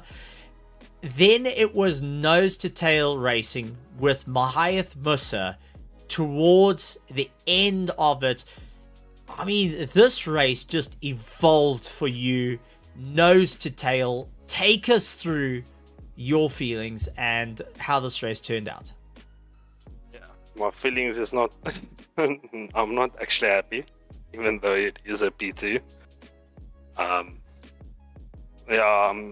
getting tired of the Ferrari. I can't overtake people on the straights or out of corners. The acceleration just sucks so much. So every time I'm like I said, I'm nose to tail with the driver in front, but it's a Beamer and a Porsche, and you cannot outpull that thing with the Ferrari, unfortunately. But it was really fun racing. I don't know where 7 seconds of damage came from, but I'm not going to say much there. Rather blame something else. But yeah, no, I'm very happy. Me and Musa, it's our second time doing this nose to tail for a whole race. And it's really fun racing with him. He's really clean. So yeah, no, I enjoyed it a lot. Well, I mean, that's absolutely phenomenal. Cameron, anything you would like to ask to Werner Skuman? Oh, no questions, just some very close racing. You guys, you and Moath really showed your class there with some very close racing. So well done on that. You gave us some very hard, some very heart in throat moments there. Just the angst and edge of seat entertainment there. So well done on that. And good luck. I think you might be called to the stewards to discuss some of that. If anything happens, depends on what the other team principal decides. But well done on a phenomenal race tonight. Really, really well done. And I think you guys can go celebrate that with the team. Go celebrate that podium. So far, the Pandastic guys securing some very good podiums in the last 2 races. Well done. Well, Werner, I want to ask. With getting into second place, you've had some rough parts to the championship. I mean, we've looked at it. We've seen those slips that have happened, those ones that just really haven't dug well for you in the championship. You're running 11th at the moment. You have 2 DNFs in the championship. But it seems like you may have found the pep in your step again. Do you feel that you may have found that rhythm, you found that spring back in your step? Or do you think there's still more there in the tank? Yeah, my season sucks 100%. I'm doing really badly. The 2 DNFs was honestly just 2 rage quits because I couldn't anymore. Accidents happening. But yeah, lately doing a lot of racing, and got into the Mustang. So I'm just finishing my season with the Ferrari, and the Mustang definitely gave me my need to race back, and I'm enjoying it again actually. Oh, absolutely awesome stuff there. Well, Cameron, any closing thoughts from your side before we let Werner have his place on the stage for taking a provisional second place right here at the RaceFace.Pro GT3 Championship Round 7, our second last round of the season? No questions anymore from my side, and just normal congratulations and enjoy it, and we will see you at Spa-Francorchamps, the next final race. And we do know that Ferrari always likes that track there, so all the best, and go and enjoy the provisional second place thus far. So, Werner, with that being said, with all our spectators out there, all the teams watching, and our sponsors also keeping a very close eye on all the action, is there anything you would like to say in closing as you get ready for the final race of the season? And now that you have grit your teeth and put foot a little bit more out there, it seems like the junior drivers going and challenging the veteran. So anything from your side, feel free to add that little bit of spice towards going and challenging drivers, or go and be the guy saying thank you to everyone. It's up to you. Yeah, well, firstly, thank you to my team and our sponsor Infiltrate, as always, for giving us everything that we need when we ask for it, they're very supportive. Our junior drivers, like you said, they are busy catching up, and that just gives me more of a reason to go faster. But at the moment, they're still coming up, so I'm just looking forward still. But yeah, they're doing really, really good, and I love to see it. And yeah, I don't know. It seems like some teams' cars are made of paper mache, and others not. But we'll see how it goes. The rest for the last race, and then on to the next season. That's definitely going to try and be more in front. Good to hear, good to see, and thanks for joining us. Werner Skuman of the Pandacity team finishing up in second place. Alright, ladies and gentlemen, back-to-back wins. Gonna be smiling at this one. Let's bring in Mahath Musa, who takes the back-to-back win. Mahath Musa, welcome to the commentary box yet again. Gonna be smiling ear to ear on this one, but this time only by 0.4 of a second taking first place. How are you feeling? And you brought the smoke for Project Vapor. Yeah, it was a phenomenal race. I enjoyed that one. Not so, I wouldn't say easy, but not so comfortable as the previous one. It was much tougher this time around. Werner definitely kept me on my toes throughout that entire second stint. But yeah, just very much relieved and glad to get the win again. Well, we saw the early stop paying off for you so far. It seems to work in your favor. Was, going into the race, did you just have that in the back of your mind, I want to get my first stop out the way and then push? Or was there something else that just said a little niggle of maybe, just maybe, that just get things out of the way and get going? Well, it was basically, it depended on what happened on that first lap. So there was two strategies at play there, whereby if we got past one of those guys, we would have probably ran longer before we made our pit stop. But the decision was, look, if we can't get past one of them, we know they're definitely going to fight. I know how Werner is. Werner is very tough. He's a very good racer, and he knows how to put that pressure on you from behind. So that is what we were banking on. So we basically said, hey, let's go and gamble. Let's pit now, and not put the tires in that weird heat cycle, because I kind of struggle with that at times. So we pitted, and during that first stint, it was just about managing the pace, managing the tires, because the track was quite hot. So the left-hand side was burning up quite a bit, and I would say that early pit stop helped me a lot during that stint. I believe it gave me I made a lot of time up during that first stint due to that. And then, yeah, when that second and third stint came, with Werner behind, we just couldn't manage that left-hand side of the car. So, yeah, I would say a couple of more, maybe 5 or 6 more laps, and I would have been done for. But yeah, we managed the race quite nicely today, and I appreciate the guys helping me in the comms as well in the background. Cameron, anything from your side you'd like to have a chat with Mahath Musa, or any questions or statements? Well, only statement really is I'm glad I did not have to take that smoke from that BMW. I mean, I'm used to seeing a BMW slow, mainly because Steven is driving it. Not because he's slow, because the BMW just absolutely sucks. But you've been able to just elevate that BMW to a whole different level. I mean, placing it perfectly, making it wider than a Airbus A380.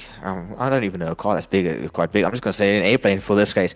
Being able to perfectly place it, going side by side, squeezing and Werner Skuman on the inside, giving enough room not to have any contact there. that just shows some phenomenal driving. So well done to you, well done to Project Vapor, and go and celebrate that win. You absolutely deserve it. Back-to-back wins, nothing to ever just look down upon. That's something to look up upon. Back-to-back. From taking your first win at Bathurst to taking your second win on American soil. Well done, and good luck on the final race at Spa. We all know that the BMW struggles a little bit there, not too much, but well done, and I'm looking forward to seeing you at Spa. Awesome, appreciate that, man. Well, Mahiath, in closing, you third in the championship. This has brought you a bit closer to second place. What's the game plan heading into the final round next week, Thursday, at Spa-Francorchamps for the RaceFace.Pro GT3 Championship? I would say the game plan is to put on a nice show. Let's not mess it up, and let's see if we can try and give Bago a run for his money. Look, it is going to be a very, very tough task knowing how fast Bago, especially Daniel. I'm not too sure what happened to him today, but those two guys are just on another level. But from my side, all I can say is I'm going to give it my all. I love the badge on the front of this car, so let's see what we can do at Spa and just cross fingers and hope for the best. But yeah, main plan is just to put on a show and have fun, and yeah, objective is try and beat Bago, I guess. Fair enough. Mahiath, anything you would like to say to all our spectators, our sponsors, to everyone out there keeping an eye on all the racing right here at RaceFace.Pro? Just want to say thank you to all of the guys watching the stream. Really appreciate you guys. To the sponsors, SA Lube, for sponsoring this event. Really appreciate you guys. And most importantly, the RaceFace team, yourself, Cameron, the guys behind the scenes, Bago, Bertus, we got Hansi also, the effort and the time and everything that you guys put into this league and also into the season. It's all much appreciated from our side. Also, big thank you to the team as always. Very big thank you to the family. Cannot leave them out. And yeah, Stephen, Cameron, I can't wait to watch this back again tomorrow. And we all love hearing and seeing you guys on the stream. We do really appreciate that, man. You definitely need mental help if you're looking forward to listening to my voice all over again. Just a heads up there. I'll make sure to send the number of a good psychologist. And then just another thing, a lot of my family members laugh when they hear how you pronounce my name. But yeah, just an FYI, it's Mu'ath with the T-A. Yeah, T-A. Mu'ath. Oh, so it's Okay. So you're telling me I have been pronouncing your name for the last 4 years completely wrong, and you only tell me now? Yeah, it only takes him starting to win back-to-back races for us to know what his real name is pronounced, Stephen. Honestly, this is not on us, Stephen. This is on Muath. It's on him. It's not us. I take both our hands and I relinquish it of any wrongdoing. This is on him. I say it, I put it out there on the interwebs. It's on him, not us. It's on Muath, not us. No, but yeah, like I said, just hearing my name, even if though it's pronounced wrong, and hearing Stephen actually take notice of me in the mid back, actually, you know what, it gives a person confidence to at least come for the next race, because there are some eyes at least watching. And we can definitely see that you guys take note of every single driver on the grid, not just one driver. And yeah, that is much appreciated, man. I think the reason why Stephen also mentions you a lot, Muath, is because he's still wondering how he can make the BMW go so fast. That's never going to work. That's never going to work. All right. Well, thank you so much for joining us, Muath. And we look forward to seeing what you do in round 7 next week. Awesome. Thank you, guys. Was from Project Vapor. 4 years I've been saying that wrong. Jingles. But in any case, Cameron, in closing, what a race here. Absolutely phenomenal stuff. any closing thoughts from your side before we say goodbye to our amazing viewers that have been watching live and in the future with so much to come? Well, always the normal stuff, Stephen. Be sure to tune in next week, Thursday, for our final round that I love the most, Spa-Francorchamps. Brilliant circuit, really love it, and it's going to be a fight till the very end, not only in the pro class but also in the pro am class. I'm keeping it, even though it's not being broadcasted, it is still being shown. Well, you can still view the points, that if you really want to close that, make sure to check out RaceFace on the sim grid, and you can see the point standings there also there. And then also for our real world side, for our enthusiasts over there, I hope you all enjoy the fantastic 24 Hours of Le Mans that is kicking off Saturday at 3 p.m. local South African time. It is not going to be a runaway story, I can really tell that, for the Ferrari cars who have been struggling, but it is now going to be, well, the first 3 positions is a German and I believe an American, the first 2 positions. I'm not going to tell who's where, but it's going to be German versus America. It's going to be a battle to the very end, and it's going to be, for me personally, just to see how the Toyotas are going to fight back. So for everybody who's going to watch that, really enjoy it. Stay warm. It is going to be quite cold, and make sure that the heater and the warm water bottles are close by and all the blankets there. But enjoy the racing, and from my side, stay safe, have a good evening, and I will see you all next week. Yeah, ladies and gentlemen, boys and girls, make sure you hit that subscribe button along with the bell notification icon. Keep an eye on all the RaceFace.Pro social media out on Facebook, Twitter, Instagram, and so much more. Also, take a look at our sponsors, Ottendorf Machinery Mart and SA Lube, for all their amazing news coming through and all the behind the scenes that are coming through as well. We also got the interview coming up with SA Lube that will be put out on the channel from myself, Stephen Koenig, and Cameron de Bastos right here in the THT Productions. We wish you all a fantastic evening, a great weekend, and like always, a good morning, good afternoon, good evening, and good night, everybody.